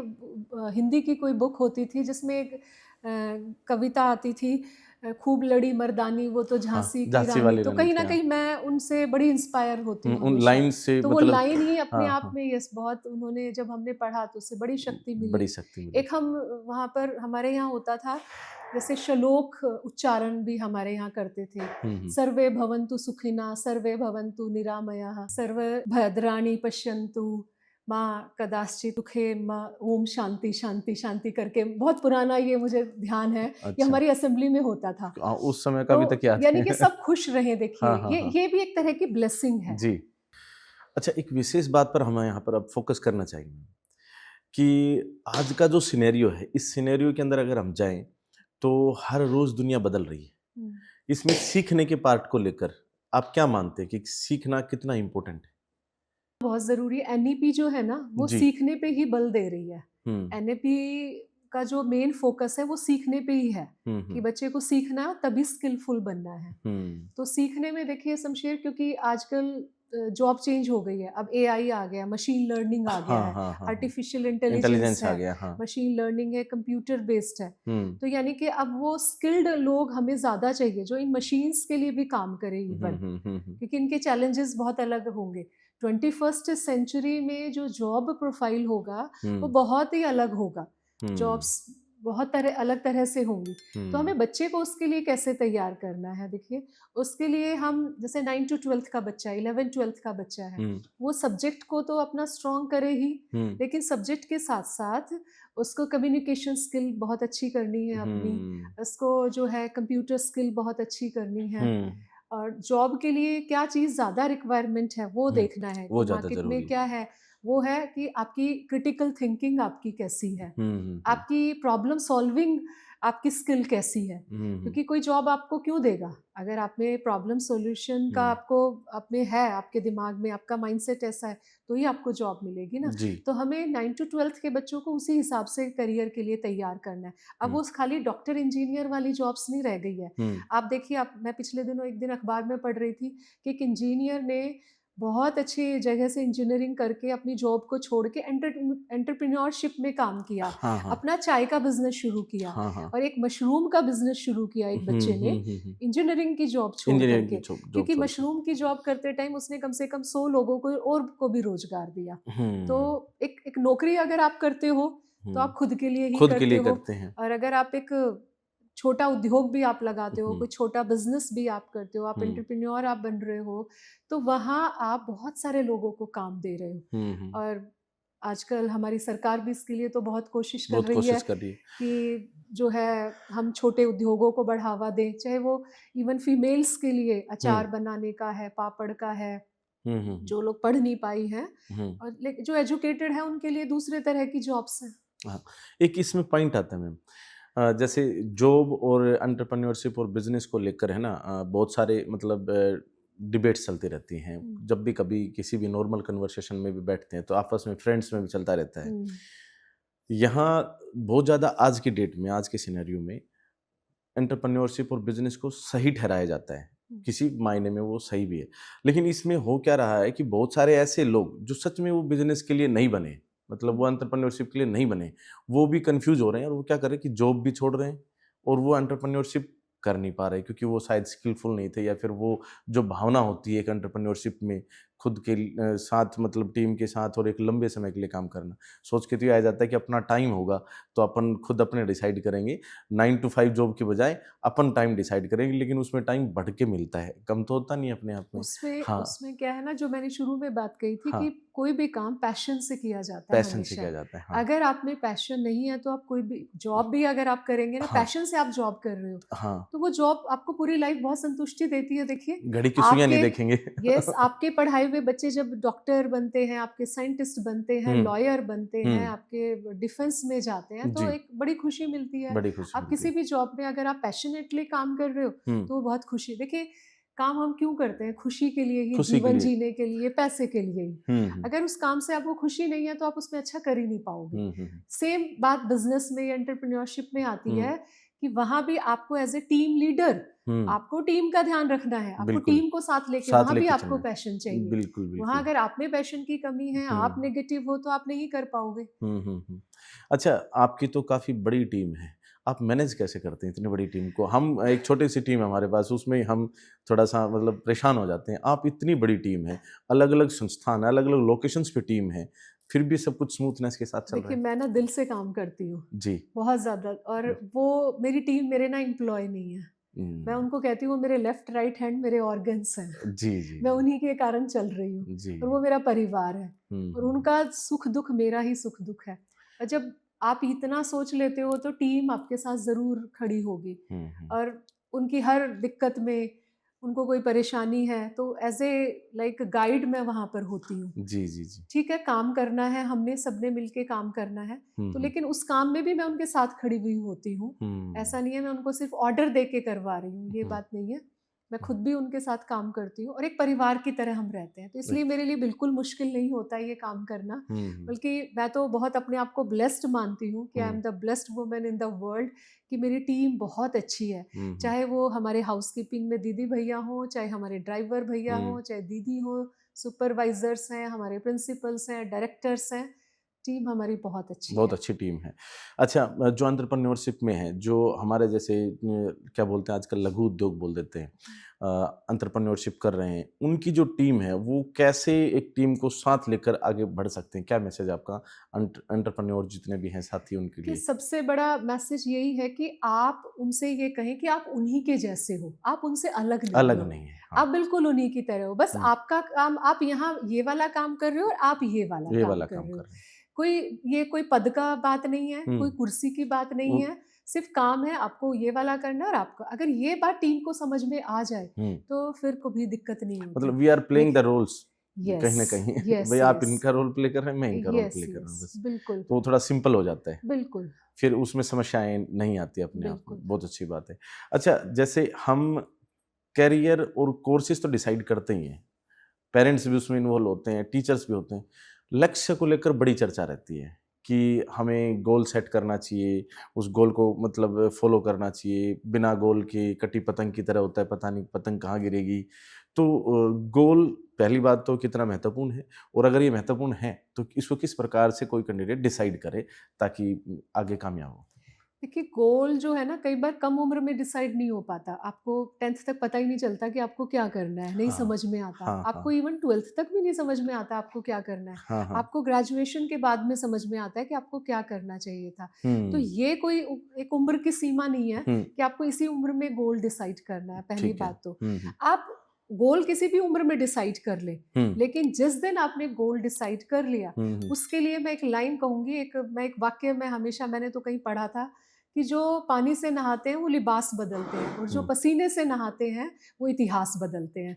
जी। वहाँ फिर आपको जो है बहुत मेहनत करने की ज़रूरत है, उस गोल के आप पीछे लग जाइए, हुँ, वहाँ हार्ड वर्क की ज़रूरत है, फिर वहाँ स्मार्ट वर्क नहीं स्मार्ट चलेगा। वर्क नहीं मैं चलेगा। स्मार्ट वर्क में कम बिलीव करती हूँ कि हुँ, वो बाद में करना है आपको, हुँ, हुँ, हुँ, जब आपने फाइनल कर लिया, लेकिन हुँ। हार्ड वर्क बहुत ज़रूरी है। हाँ, मतलब आप प्लानिंग टाइम पे ही स्मार्ट वर्क चाहिए, उसके बिल्कुल, बाद तो हार्ड वर्क है। बिल्कुल, बिल्कुल आपको हार्ड वर्क करना पड़ेगा, उसके लिए हुँ, बहुत मेहनत करनी पड़ेगी, आपको स्टडी भी बहुत करना पड़ेगा। हाँ, तो अगर आप मेहनत करेंगे तो अपने लक्ष्य तक ज़रूर पा लेंगे लक्ष्य तक ज़रूर और पाएँगे। उसमें मदद हमारे हमारे टीचर्स, हमारे मेंटर्स, हमारे गाइडिंग लाइट्स जो होते हैं वो हेल्प करते हैं। हुँ, बिल्कुल उस तरह से जैसे एक अनगढ़ पत्थर होता है, हुँ, हुँ, लेकिन उसको गढ़ के हम मूर्ति का रूप दे देते हैं। हुँ। बिल्कुल उसी तरह से हमारे जी, इसमें एक पॉइंट है, अभी जनवरी महीना है, हुँ, 2025 है, दिसंबर के एंड पर आकर बहुत सारे लोग रिज़ॉल्यूशन लेते हैं। हुँ, जैसे आपने कहा कि गोल डिसाइड कीजिए, फिर बढ़ते चले जाइए। लेकिन जो साथी हमारे हैं, बहुत सारे सा मिलते हैं, रिज़ॉल्यूशन इवन मैंने पहले, अब तो मैं थोड़ा-सा टाइट हो गया हूँ, लेकिन पहले मैं भी रिज़ॉल्यूशन डिसाइड करता था। हमारे साथी जो भी देख रहे हैं, इनमें से भी साथी डिसाइड करते थे। जैसे जिम जाना है, एक्सरसाइज़ करने जाना है या इसका मतलब एक सोच रख ली कि हाँ, अब इस साल से कंटिन्यू करेंगे। लेकिन 1 दिन गए, 2 दिन गए, फिर धीरे-धीरे स्किप करते हुए और कुछ समय पश्चात ही वो जिम का जोश खत्म हो जाता है या अन्य जो भी उन्होंने रेज़ोल्यूशन लिए थे, ये एक एग्ज़ाम्पल है जिम का, वो खत्म होते चले जाते हैं। कंटिन्यूटी, कंसिस्टेंसी कैसे बना के रखें? वो कॉन्टिन्यूअस एफर्ट्स करने पड़ेंगे। जैसे हुँ, मैंने कहा मैं अर्ली राइज़र हूँ। हुँ, अगर आप मुझे कहो तो मैं लेट नहीं उठ सकती, हुँ, मुझे नहीं होता।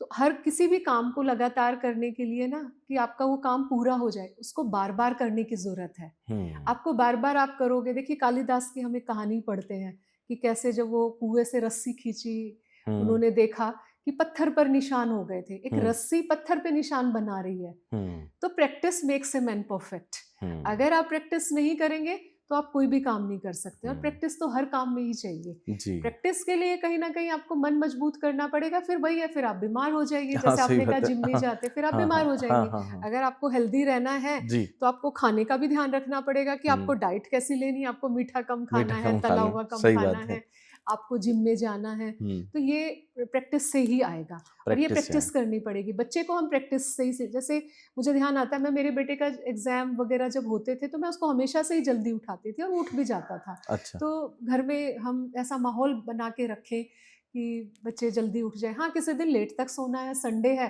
तो तब सो सकते हैं। हुँ, हुँ, लेकिन खाने का सही समय हो, खाने में क्या चीज़ें खानी हैं, तो ये एक परिवार साथ बैठ कर के जब खाना खा रहा है, तो ये कुछ बातें घर में ही डिसाइड करी जाती हैं और हुँ, ये तो हुँ, ज़रूरी है, ये तो हमें सीखनी चाहिए। बहुत ये अच्छी हमारे बात है। खुद के लिए ही ज़रूरी है। अच्छा, अभी खाने की बात आई।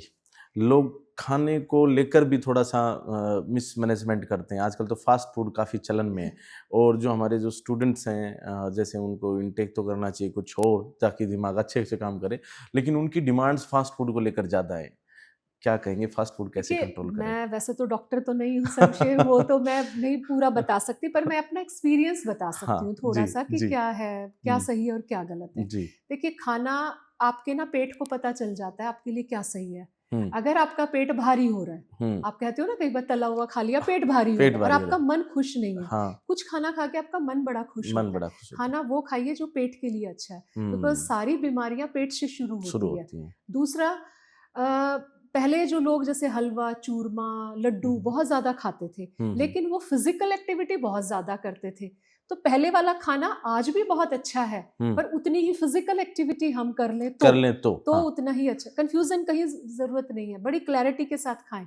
और अगर आप सारा दिन ऑफ़िस में बैठ के आपका काम है, हुँ, आप सारा दिन पढ़ाई बैठ के कर रहे हो, हुँ, तो आपको लाइट खाना खाना चाहिए फिर। हुँ, सब्जियाँ ज़्यादा खाओ, फ्रूट्स खाओ, हुँ, फ्रेश जूस पी लो। हुँ, हुँ, घर का पका हुआ खाना कभी खराब नहीं होता और हुँ, घर हुँ, का खाना कैसा भी पका हुआ हो, हुँ, वो कभी खराब नहीं होता। वो हुँ। तो चाहे आप छोला-भटूरा भी घर का खा लीजिए, अच्छा, कभी-कभार। जी। हाँ, बाहर का खाना आपको खराब इसलिए कहा जाता है क्योंकि आपको ये नहीं पता उसमें तेल कैसा होगा, कौन हाँ, से तेल में पका हाँ, होगा, हाँ, हाँ। मिठाई में नहीं पता चीनी कितनी पड़ी हो। हुँ, घर में तो मम्मी लड्डू गुड़ डाल के भी बना देती है ना, हुँ, तो हुँ, घर हुँ, का पका हुआ कभी खाना खराब नहीं होता, हुँ, कैसा भी खाइए। हुँ। और बाहर का जैसे महीने में 1 बार हाँ। या जो पहले होता था ना, हम त्योहारों पे ही हलवा खाते थे, आपको हुँ, हुँ, ध्यान हुँ, होगा। हुँ, हुँ। डेली क्या खाते थे? सब्ज़ी, रोटी। हाँ, और त्योहार पे हलवा, पूरी सब्ज़ी बन रही है शादी में या बर्थडे हाँ। पार्टी पे।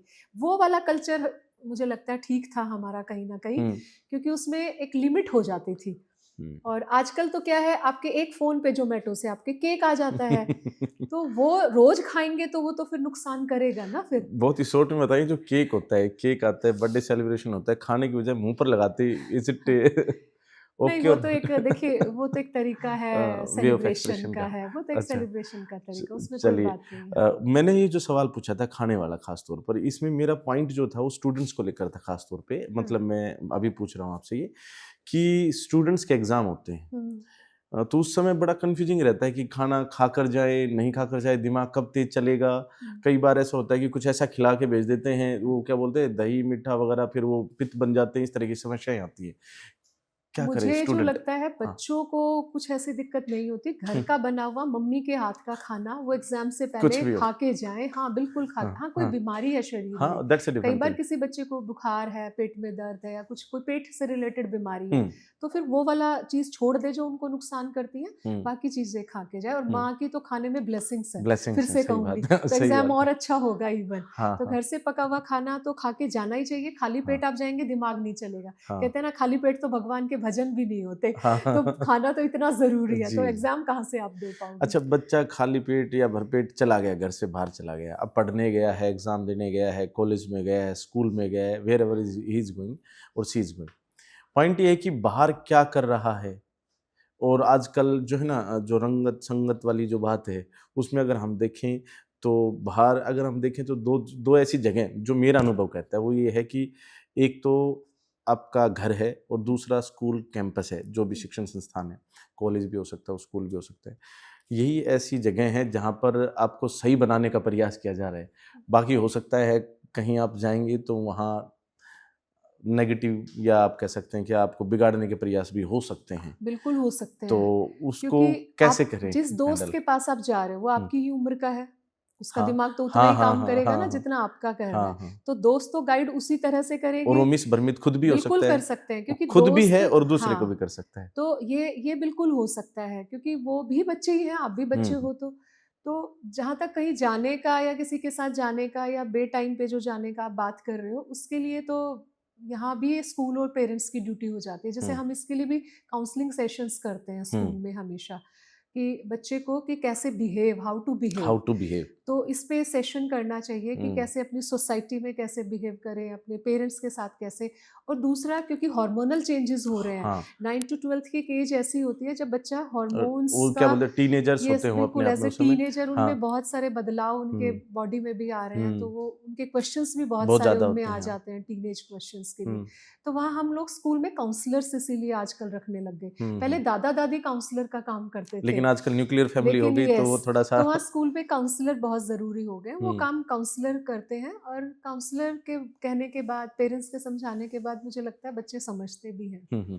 अच्छा, इन बच्चों के ना बड़े प्यारे प्यारे से सवाल होते हैं कि सर, आप कहते हैं कि भाई सारी चीज़ों का ध्यान रखते हुए, हम मेहनत करते हुए अपना कोई एग्ज़ाम कोई करियर में मतलब अपना करियर सेटल कर लें, कोई अचीवमेंट हासिल कर लें, कामयाब हो जाएं, फील्ड में चले जाएं किसी में भी।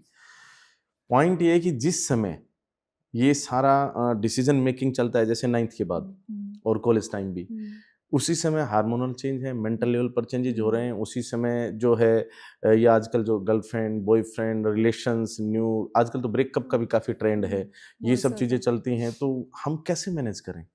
हमें समझ में ही बहुत नहीं आता। बहुत सेंसिटिव ये वाला फेज होता है बच्चे जी। के लिए, 9 to 12 वाला ना ये। और आजकल तो ये बहुत टफ हो रहा है, बिकॉज हम्म। मीडिया एक्सपोजर बहुत ज़्यादा है, सोशल हम्म। Media exposure. जी। हर बच्चे के हाथ में मोबाइल है, मोबाइल है सोशल मीडिया है, और प्रिंट देना भी पड़ मीडिया जाता है। है, बच्चा कहीं कॉलेज बिल्कुल वगैरह में होना जा पड़ रहे हैं तो रहा है हाँ। वहाँ पर, वो आप रोक भी नहीं सकते किसी जगह, ऐसा है। तो हम्म। यहाँ बार बार मैं एक ही बात कही जा रही हूँ कि यहाँ काउंसलिंग की ज़रूरत है, बच्चे की काउंसलिंग। काउंसलिंग की ज़रूरत है। हम्म।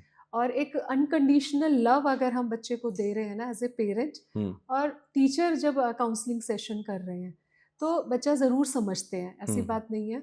और हमारे स्कूल में बहुत सारे हम लोग ऐसे केसेस आ जाते हैं जब बच्चा डिस्टर्ब फील कर रहा है, कहीं इंक्लिनेशन फील कर रहा है, कोई प्रेशर फील कर रहा है, तो काउंसलर्स का रोल उसमें बहुत अहम होता है। और वो काउंसलिंग के बाद बच्चे, एक प्रेशर भी होता है, थोड़ा कंपटीशन का भी प्रेशर इस टाइम कंपटीशन का बहुत प्रेशर ज़्यादा है, होता है। हाँ तो हाँ। काउंसलिंग के बाद उस बच्चे का प्रेशर कम हो जाता है। हम्म। एक चीज़ और भी है कि आजकल बच्चों का वो खेलना भी नहीं रहा, तो बहुत चीज़ें नहीं रही, खेलना भी नहीं रहा, आपको घर में ही रहना है, या तो हाँ, पढ़ना है या फिर और कंप्यूटर अगर पे घर बैठ गए। में खेलना भी है तो घर पूरा पक्का है, अब मिट्टी में नहीं खेल सकते तो खेल ही नहीं हाँ, सकते, नहीं फिर जब मिट्टी मिट्टी में ही भी, नहीं चलिए है मिट्टी की भी ज़रूरत नहीं हाँ है, आप तो भी इंडोर गेम खेल हाँ लें, हाँ। उसमें एक चीज़ और भी है। जी। वहाँ एक चीज़ आ सकती, जैसे मैंने एक बताया था बुक रीडिंग का, जी। कि अगर घर में ऐसा माहौल है ना जहाँ न्यूज़पेपर रीडिंग होती है घर में, बुक रीडिंग होती है, और आप इंडोर गेम्स खेल सकते हो घर में, तो कुछ इस तरह का एक टाइम फिक्स कर सकते हैं। पेरेंट्स को क्वांटिटी टाइम देने की ज़रूरत नहीं है, आज क्वालिटी टाइम देने की ज़रूरत है, कि क्वालिटी टाइम दे। चाहे वो कम टाइम दे यस लेकिन क्वालिटी यस, टाइम लेकिन दे। क्वालिटी, और बच्चे की हर चीज़ के लिए जो जिस एक्टिविटी में वो पार्टिसिपेट कर रहा है उसमें हेल्प करके उसको सपोर्ट करे, एक सपोर्ट। सपोर्ट सिस्टम बनना है, जैसे कहते हैं ना ऑक्सीजन सिस्टम, एक मास्क की तरह बच्चों का वो बनना है, पेरेंट को, टीचर को। अच्छा, जैसे पेरेंट्स के पास 1 2 3 बच्चे जो भी रहते हैं, आपके पास बहुत सारे स्टूडेंट्स हैं, आप इनको ये सारे शिक्षा संस्कार सब दे रहे हैं, कैसे, जैसे मान लीजिए एक सेक्शन पर ही मैं फोकस कर दूं एकेडमिक्स, तो कैसे एकेडमिक्स को संभालते हैं? लंबा चौड़ा मतलब सेक्शन आपके पास तो। उसके लिए हमने सेंट्रलाइज सिस्टम किया हुआ है, अच्छा। हमारा एक सेंट्रलाइज सिस्टम है ग्रुप का, इवन हम्म। ट्रेनिंग्स, जैसे हम्म। अभी विंटर ब्रेक में हमारी ट्रेनिंग हुई है, हम्म। तो वो ट्रेनिंग का भी सेंट्रलाइज्ड प्लानिंग है, कि अच्छा। स्ट्रेस मैनेजमेंट की ट्रेनिंग, क्लासरूम मैनेजमेंट की, सब्जेक्ट इनरिचमेंट की ट्रेनिंग, और पर्टिकुलर सब्जेक्ट के लिए ट्रेनिंग, कि how to teach maths effectively, how to teach science effectively, ये वाली ट्रेनिंग है। कंपटीशन की, कि बच्चे को कॉम्पिटेंसी बेस्ड जो है लर्निंग हो, उसके लिए भी हम लोग ट्रेनिंग कराते हैं। इवन एनईपी की ट्रेनिंग हमने बहुत सारी कराई है हमारे स्टाफ को, पूरा एनईपी जो है 2020 वो टीचर्स ने पूरा पढ़ लिया है, जो 5+3+3+4 सिस्टम है कि वो कैसे काम करेगा, उसकी भी ट्रेनिंग करा दी। ये तो विंटर ब्रेक की, सेम हम समर ब्रेक में ट्रेनिंग्स अरेंज कराते हैं। अच्छा। तो और क्योंकि प्लानिंग सेंट्रलाइज्ड है, तो ये पता है कि अगर इंग्लिश में आज ये चैप्टर क्लास 6 में यहाँ हो रहा है, तो वही प्लानिंग गुरुग्राम ब्रांच की मिलेगी, वही महेंद्रगढ़ में है, वही बहरोड में है, मतलब राजस्थान के बहरोड में भी हुई है, और कभी सेम सिटी रही करनाल में भी हुई है, और गुड़गांव में भी है, गुरुग्राम में भी यही है, महेंद्रगढ़ में भी है, सब इवन जगह जो वही है। हमारा असेसमेंट शेड्यूल होता है scholastic schedule and assessment schedule, जितने भी हमारे शेड्यूल्स जो बने हुए हैं हम्म, वो सेंट्रलाइज्ड प्लान किए हुए हैं। तो सेंट्रलाइज्ड। सेंट्रलाइज्ड प्लान होने के बाद पीटीज हैं, हमारे यूटीज हैं, सीटीज हैं, वो सब हमारे सेंट्रलाइज्ड है, तो चेक करने में भी इजी हो जाता है, मेरे लिए भी इवन इजी हो जाता है और काम करने में भी इजी। और जो हम सब्जेक्ट का बाइफर्केशन करते हैं, ब्रेक करते हैं, सिलेबस को हम ब्रेक करके हम जो डे टू डे में हम देते हैं वो भी सेंट्रलाइज किया हुआ है इवन। तो मंथली प्लानर, जिसे हम प्लानर कहते हैं, एक हमारा न्यूज़लेटर जाता है, अच्छा। वो भी कॉमन जाता है। उस न्यूज़लेटर में सब एक्टिविटीज, सब होलिस्टिक डेवलपमेंट बच्चे का कैसे हो, ये सारा उसमें प्लान होता है जो ग्रुप के लिए सेम जाता है। कस्टमाइज हमने किया हुआ है किसी किसी जगह पे, कुछ थोड़ा बहुत, जैसे डेज के कहीं चेंज हो गए, कहीं हॉलीडेज का कुछ आगे पीछे हो गया, तो उसमें 1% कस्टमाइज हो जाता है। अच्छा, इसमें आपने कॉम्पिटिटिव एग्जाम्स इनकी भी बातें करी थी अभी, तो कॉम्पिटिटिव एग्जाम्स जैसे नीट वगैरह हो गए, सब इसके लिए बच्चे को बाहर जाने की जरूरत पड़ती है, यहीं पर हो जाता है सब? नहीं, नीट के कोई भी चाहे वो आईआईटी कॉमर्स हो, की हाँ बात कुछ भी करूँ हो, मैं, हाँ कॉमर्स में जितने भी कंपटीशन टेस्ट है आपके, जी, ह्यूमैनिटीज के हैं, साइंस के, मेडिकल, नॉन मेडिकल की, मैं सारे ही कंपटीशन टेस्ट की बात जी, करूंगी। 9 to 12th में ही, वैसे तो हमारे यहाँ स्कॉलर्स सेक्शन भी इवन होते हैं कि फाउंडेशन जिसे हम कहते हैं, क्योंकि देखिए एक बच्चा है बहुत तेज दौड़ने वाला, एक स्लो दौड़ने वाला, स्लो चल रहा है, तो क्यों ना स्लो वाले को स्लो की तरह थोड़ा सा उसको अलग से गाइड किया जाए, सही बात स्पीड है, वाले को अलग से अलग गाइड से किया गाइड किया जाए। जाए। तो इस तरह से हमने उनका जो प्लान बनाया हुआ है वो ऐसे बनाया हुआ है कि उनको कंपटीशन के लिए कोई भी दिक्कत नहीं होती। हमारे पास जो टीचर्स हमने रिक्रूट किए हुए हैं, दे आर हाईली क्वालिफाइड, उनकी भी ट्रेनिंग्स होती हैं, उनमें बहुत सारे IITians भी हैं, फिजिक्स, केमिस्ट्री, बायोलॉजी के लिए। ह्यूमैनिटीज़ की बात करूँ तो हमारे ह्यूमैनिटीज़ का तो ग्रुप का टॉपर ही हमारी ह्यूमैनिटी का था इवन। आर्ट्स में सोचिए, उस बच्चे ने प्लान किया है कि वो आने वाले टाइम में IAS की तैयारी करेगा। अच्छा, तो लड़की यूपी वो जी, 3 लड़कियां जिन्होंने ग्रुप के अच्छा, टॉपर, ह्यूमैनिटीज और कॉमर्स से।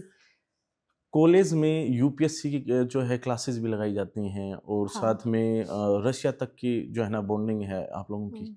हाँ, वो उनको एक्स्ट्रा हम करवा रहे हैं, जैसे उन बच्चों की, वही मैं कहूँगी, क्योंकि महेंद्रगढ़ एक ऐसा टाउन मैं बताऊँगी आपको कि है जहाँ फैसिलिटीज़ थोड़ा सा उतनी नहीं है जहाँ बड़े शहरों में है। तो वहीं हमने क्या किया हुआ है, फैकल्टी इन हाउस हमने अपना प्लान बनाया हुआ है, फैकल्टी ही अपनी तैयारी कराती हैं, अपना डिज़ाइन हमने एक करा हुआ है पूरा, जो हमारा प्लानिंग है उनके UPSC के लिए, कंपटीशन के लिए, वो इतना सुंदर उसको डिज़ाइन किया हुआ है कि बच्चा अपना पढ़ाई के साथ साथ वो कंपटीशन की तैयारी भी करे, और उनको एक तरह से घर में ही हेल्प मिल जाती है, इन हाउस उनका सब हो जाता है। बाहर जाने में एक तो money wise monetary extra burden होता है, बच्चे को फूड इश्यूज बहुत ज़्यादा हो जाते हैं। तो हमारे स्कूल कॉलेजेस में हमारे कॉलेज में है, स्कूल में तो खैर बच्चा पढ़ रहा है 12th तक, पर कॉलेज में हमारे यहाँ ये फैसिलिटी है। अच्छा, कॉलेज की अगर हम बात करें तो वहीं पर RPS college of veterinary sciences भी आ चुका है आज की डेट में, अब डॉक्टर्स भी बना रहे हैं आप लोग बिल्कुल वहीं के वहीं। बिल्कुल, अच्छा, बेजुबान हाँ जो हमारे मरीज हैं हाँ, उनके लिए डॉक्टर सब बना रहे हैं। मतलब जो पेट्स हैं, पशु हैं, उन यस सभी के यस लिए। यस। अच्छा, उनसे संबंधित आप जो है ना वीडियोज आप हमारे चैनल पर देख सकते हैं, डिस्क्रिप्शन में आपको लिंक मिल जाएगा। अच्छा, वहाँ पर जैसे आपके स्कूल्स में तो हॉस्टल है ही, अमूमन मतलब देश भर से बच्चे होंगे, लेकिन कॉलेज में मैंने देखे कि बहुत सारे बच्चे साउथ इंडिया से भी हैं, मतलब अलग-अलग कल्चर के अलग-अलग फूड खाने वाले जो है ना बच्चे वहाँ पर हैं। How do you manage hostels?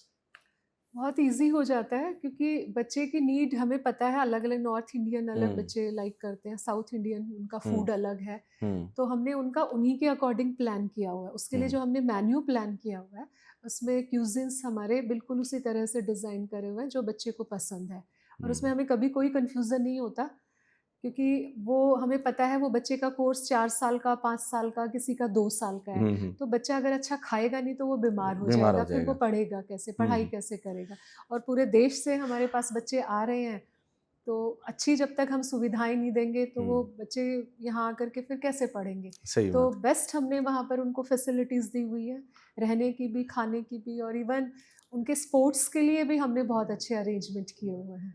अच्छा, वहाँ पर बच्चों को आप मतलब जो आपने बताया उसके अकॉर्डिंग हम कह सकते हैं कि फ़ील एट होम वाली फीलिंग आती है। बिल्कुल, बिल्कुल उनको, और इवन वो जो एरिया है जहाँ पर हमारा ये कैंपस है, हाँ, वो पोल्यूशन फ्री एरिया पोल्यूशन है, फ्री एरिया। बहुत लश ग्रीन एरिया हाँ, है हाँ। वहाँ पर। हिल्स भी, अरावली हिल्स यस, भी और वहाँ पर टीम है। हमारी एज ए फैमिली वहाँ पर, हाँ, जो हाँ। वहाँ के डायरेक्टर्स हैं, रजिस्ट्रार हैं, डीन हुँ, है, इवन मैं खुद भी वहीं रहती हूँ क्योंकि हुँ, तो बच्चे को होमली फील होता है। होमली इवन फील रात होता के है। 12 बजे भी अगर कोई बच्चा बीमार है, उसे कोई दिक्कत है, तो एक फ़ोन कॉल पे ही उनको असिस्टेंट मिल जाता है, हुँ। उनको असिस्टेंस मिल जाता है और उनका केयर होता है। केयर होता है।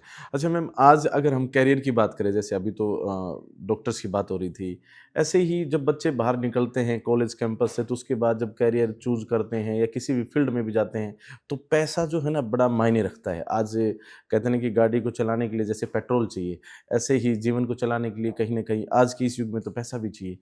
पैसे को लेकर बड़ी मिथ्याएँ रहती है, कम होना चाहिए, ज़्यादा वालों को नींद नहीं आती, एक्स, वाई, ज़ेड, क्या कहेंगी? नहीं, ऐसा ये तो इंडिविजुअल टू इंडिविजुअल डिपेंड करेगा। जी। ये सबकी अपनी सोच हो हाँ, सकती हाँ। है और आपको भी पता है, सबको ये बात पता है, पैसा ज़रूरी है। हुँ, हुँ। लेकिन पैसे से जीवन चलता है ऐसा बिल्कुल भी नहीं है। ओके। हाँ, पैसा ज़रूरी है आपको क्योंकि परिवार चलाना है, आपको अपनी हुँ, हेल्थ के लिए चाहिए, फ्यूचर हुँ, प्लानिंग आपको करनी है, हुँ, फ्यूचर इन्वेस्टमेंट्स करने हैं हुँ, कि हुँ, घर में कोई बुज़ुर्ग बीमार हो जाए तो ज़रूरत है। हुँ, लेकिन पैसे के पीछे भागना और अपने सुख चैन को ख़त्म कर देना, ये लाइफ़ नहीं है। हुँ। और देखिए, एजुकेशन का तो पर्पस भी यही है। पर्पस भी यही एजुकेशन है। क्या सिखाती है कि हाउ टू लिव लाइफ़, हुँ, कि हमने जीवन कैसे जीना है। हुँ, हुँ, पैसा कैसे कमाना है, हुँ, वो दैट इज़ इम्पोर्टेंट, बट वो एक पार्ट है लाइफ का। हुँ, लेकिन बाकी पार्ट पे भी तो काम करना है ना, हुँ, कि आपको एक अच्छा ह्यूमन बीइंग बनना है, आप में एम्पैथी होनी चाहिए, हुँ, आप में कंपैशन है, हुँ, आप में रेजिलियंस, ऐसे हुँ, गुण आप में होने ज़रूरी हुँ, है। एक आप अच्छे ह्यूमन बीइंग बनो, हुँ, आप सोसाइटी को क्या दे रहे हो, आप हुँ। देश को क्या दे रहे हो, हाँ, ये हाँ, हाँ। समझ, और खुद कितने खुश हो। हुँ, हुँ, हुँ। खुद खुश, अगर आप खुद खुश नहीं हो तो आप खुश रख ही नहीं सकते किसी को भी। हाँ, हाँ, अगर हाँ। आप सैटिस्फाई नहीं हो तो आप कैसे खुशियाँ दे सकते हुँ, हो? हुँ, हुँ। तो जो ये आत्मज्ञान जिसे हम कहते हैं, देखिए जी। भारतीय संस्कृति और भारतीय दर्शन इसी चीज़ पे ही काम करता है। सत्य पे, ज्ञान पे और बुद्धि पर, हुँ, प्रज्ञा जिसे हम कहते हैं। हुँ, जो एनईपी है वो इसी का, उसका बेस यही है हुँ, कि हमें आत्मज्ञान का बात करनी है। हुँ, एनईपी का जो शुरुआत होती है वो यहीं से होती है कि हुँ, भारतीय दर्शन यही कहता है। हुँ, विवेकानंद जी ने देखिए शिकागो के भाषण में क्या कहा था, मेरे प्यारे बहनों और भाइयों, हुँ, हुँ, हुँ। यानी कि हमने हमने वसुधैव विश्व को एक परिवार माना हाँ, है। हाँ, हाँ। तो इसी सोच के साथ हमने हर बच्चे को, जो बच्चे का विकास करना है, इसीलिए मैं बार-बार कह रही हूँ, जो हमें गुणवत्तापूर्वक शिक्षा देनी है, जो हुँ, एनईपी का उद्देश्य है, हुँ, वो हुँ। गुणवत्ता क्या होनी चाहिए? वो गुणवत्ता यही है कि मनुष्य रूप में आप एक अच्छे इंसान बनें। अच्छे इंसान बने। एंड पैसा इज़ इम्पोर्टेंट, हुँ, हुँ। वो तो है। अब देखिए, मैं इंस्टीट्यूट चलाती हूँ, हाँ, देखिए हाँ, क्या हाँ। मुझे पैसे की ज़रूरत नहीं है? हाँ, हाँ। इंस्टीट्यूट, क्योंकि यहाँ कितने लोगों को सैलरी देनी है। हाँ, ये सवाल कई बार खड़े भी हो जाते हैं। लोग कहते हैं कि जी अच्छा संस्थान है लेकिन फ़ीस बड़ी महँगी है या नहीं, वो फ़ीस फिर काफ़ी लेते फैसिलिटीज़ हैं। भी, हाँ, हाँ, फीस आप देखिए ना, इंफ्रास्ट्रक्चर कितना है, हाँ। आपको लाइट पे, आपको वाटर सर्विसेज़ है, हुँ, हुँ। आरओ लगा हुआ है, हुँ, हाउसकीपिंग है, हुँ, हुँ, कितने हुँ। लोग वहाँ काम कर रहे हैं। जी। फिर आपको सडन लाइक रिसोर्सेज़, कई बार जैसे कोरोना हुआ था, हाँ, कई हाँ, बार हाँ। इतनी प्रॉब्लम आ जाती है। मैं हुँ, आपको हुँ। बताती हूँ शमशेर, हमने कोरोना में हमारी टीम में से, हमारी पूरी टीम काम कर रही थी कोरोना में, हमने हुँ। कभी किसी को भी हमने जॉब से नहीं निकाला था। अच्छा। तो फंड्स वहाँ पर भी हमें ज़रूरत रहती है। तो हुँ, हुँ। फंड्स आपको बहुत जगह चाहिए। आप हुँ, कल्चरल इवेंट कर रहे हो, आपको वहाँ हुँ। फंड्स चाहिए। हुँ, हुँ, हुँ। आपको और बहुत सारे इवेंट करने हैं। कई स्कूल से बाहर आपको हुँ, बच्चों का कोई अरेंजमेंट करना है, स्पोर्ट्स का अरेंजमेंट, स्पोर्ट्स इक्विपमेंट्स चाहिए आपको। हुँ। स्पोर्ट्स इक्विपमेंट्स भी बहुत कॉस्टली है। बहुत तो कॉस्टली है। स्कूल के एक्सपेंसेस के हिसाब से ही फीस रखी जाती है। और मैं आपको एक चीज़ बताऊँ, जी। महेंद्रगढ़ की जितनी कम फीस है, मुझे हुँ, लगता है, और जितनी क्वालिटी एजुकेशन हम दे रहे हैं हुँ। महेंद्रगढ़, नारनौ, वो मुझे तो नहीं लगता कि उससे कम फीस में इतनी अच्छी पढ़ाई हो सकती इतनी है। अच्छी पढ़ाई हो सकती है। अच्छा मैम, अभी अगर हम बात करें, हम शुरू से जैसे ही मतलब हम बैठे तो हाउ टू चूज़ स्कूल, फिर उसके बाद 6th to 8th, फिर उसके बाद 9th 10th करियर गाइडेंस होते हुए, टीनेजर होते हुए हम कॉलेज में भी चले गए, डॉक्टर्स, इंजीनियर सब बन गए। फिर भी आजकल देखने को मिल रहा है कि जैसे कुछ कमी सी महसूस की जाती है, आईएएस तक जो है ना सुसाइड कर जाते हैं, डॉक्टर्स, इंजीनियर्स तक कर जाते हैं। सक्सेस जो है उसको हम कैसे डिफाइन करें कि हाँ ये सक्सेसफुल पर्सन है या फिर ये सक्सेस अचीव कर चुका है? तो आपके शब्दों में अगर हम बात करें, सक्सेस क्या है? सेल्फ हैप्पीनेस, कोई भी काम करें उसमें आपको खुशी मिलनी चाहिए खुशी सबसे मिलनी पहले। चाहिए। अच्छा। अगर आप उसको खुश होके कर रहे हो हुँ, तो वो सक्सेस भी मिलेगी। और कहीं ना कहीं वो दूसरों को भी फ़ायदा देगा। जो आप बात कर रहे हैं ना कि कुछ लोगों के साथ ऐसा होता है कि वो ये कर जाते हैं, बीच में छोड़ देते हैं, क्योंकि वो उनको उस काम में खुशी नहीं मिलती है। आप मेरे एग्जाम्पल में देखिए, जी। मैं जो स्कूल में कर रही हूँ ये क्योंकि ये मेरी आत्मा है, और मैं कहती हूँ स्कूल मेरे लिए एक पैराडाइज है, और मेरी आत्मा है यहाँ पर स्कूल में, क्योंकि मैं उसको करके बहुत खुश होती हूँ। जो ताकत मुझे खाना नहीं देता ना, वो ताकत मुझे स्कूल में काम करके मिलती है। तो यही मैं सबके लिए कहना चाहूँगी कि जिस काम से आपको खुशी मिले वही कीजिए, और उसी में आप सक्सेसफुल भी होंगे, और उसमें पैसा भी कमाएंगे, और उसमें नाम भी कमाएंगे। अच्छा, हमारे जैसे बहुत सारे जो युवा साथी हमारी ऑडियंस हैं, साथ में पेरेंट्स भी हैं, स्टूडेंट्स भी हैं, अपने इस पॉडकास्ट को सुनकर आप लोगों को देखकर काफ़ी कुछ सीखने को मिला होगा। फिर भी मैं अंत में ये चाहूँगा कि एक बार हमारे जो पेरेंट्स हैं, युवा साथी हैं, हमारी जो ऑडियंस है, उनके लिए आपका क्या मैसेज है कि वो किस प्रकार से अपने बच्चों का केयर करते हुए उनको कामयाब बना सकते हैं, कैसे, जो आप कहना चाहें? देखिए, एक तो उनकी जो शिक्षा है, उनकी स्कूलिंग है, वो बहुत अच्छी होनी चाहिए, और उनकी स्कूलिंग बहुत अच्छे से करवाएं, और एक जो पेरेंटल केयर चाहिए वो ज़रूर बच्चों की अच्छे से होनी चाहिए। Time to time, quantity time ना दे करके क्वालिटी टाइम बच्चों को हम दें। दूसरा, बच्चों को जब जिस समय भी सपोर्ट चाहिए पेरेंट्स का, वो सपोर्ट हमेशा रहे। और एक कहूँगी कि बुक पढ़ने की आदत हम बच्चों को ज़रूर बनाएं, ज़्यादा से ज़्यादा बुक्स पढ़ने की आदत बनाएं। घर में एक छोटी सी लाइब्रेरी बनाएं, जैसे हम कपड़ों का वार्डरोब बनाते हैं ना, आजकल कपड़ों का वार्डरोब ज़्यादा बढ़ता जा रहा है और किताबें कम होती जा रही हैं। तो वो हमें बढ़ाना पड़ेगा। और बच्चे कामयाब हो जाते हैं अपने, अगर जो उनको मनपसंद उनको काम में आगे बढ़ने दिया जाए, जिसमें उनको खुशी मिलती हो। और लेकिन उसके लिए कोचिंग कराना है, उनको कहीं बाहर भेजना है, ट्रेनिंग कराना है, वो रास्ते ना रोके, वो रास्ते खुले रहने दें, तो उसके बाद वो ज़रूर सक्सेसफुल होंगे। और एक हार्ड वर्क का, जो मैं कहती हूँ हार्ड वर्क एंड एक पैशन का जो रूल है, फॉर्मूला है, वो बच्चे को हम बचपन से ही सिखाएं। छोटे छोटे काम, जैसे बच्चे को घर के अपने आदत बना के उनको अपने काम खुद करने दे। हार्ड वर्क बच्चों को ज़रूर सिखाएं। हार्ड वर्क हो गया, पॉजिटिविटी, खुश रहना, ये सारी बातें आपने आज देखी। और कैसा लगा आज का हमारा ये पॉडकास्ट, आप कमेंट बॉक्स में कमेंट करके अवश्य बताएं। हमने आज काफ़ी कुछ जो है ना डिस्कस किया, और सबसे अच्छी बात ये कि हमने कोशिश की है कि आपके जीवन से संबंधित हर सेक्शन, चाहे वो हेल्थ सेक्शन हो, एजुकेशन सेक्शन हो, स्कूल हो, XYZ कुछ और हो, सभी से संबंधित हमने है ना बातचीत यहाँ पर करने का प्रयास किया है। बाकी साथियों, कैसा लगा ये तो आप कमेंट बॉक्स में लिखें। आपको अच्छा लगा तो मैं ये चाहता हूँ कि जो अन्य जो पेरेंट्स हैं, आपके जो साथी हैं, उनके साथ आप साझा करें, आपके साथ जो दोस्त हैं उन साथियों के साथ शेयर करें, ताकि दूसरे बच्चों को, दूसरे लोगों को भी जो है कुछ सीखने का मौका मिले और वो सीखें। आज हमारे साथ RPS ग्रुप ऑफ इंस्टीट्यूशंस की एक फाउंडर मेंबर, साथ में आज की डेट में जो है पूरे ग्रुप को जो संभालती हैं चेयरपर्सन मैम, जो डॉक्टर पवित्रा राव जी हैं, वो थी। ऐसे ही हम और भी सकारात्मक इंटरव्यूज़ आपके लिए लाते रहेंगे। और मैम, आपका बहुत बहुत धन्यवाद, आपने इतना समय दिया। नमस्कार। और आप सभी का बहुत बहुत धन्यवाद, आप लोगों ने इतना समय दिया। ऐसे ही बने रहिए हमारे साथ, प्यार देते रहिए। बहुत बहुत धन्यवाद। जय हिंद, जय भारत।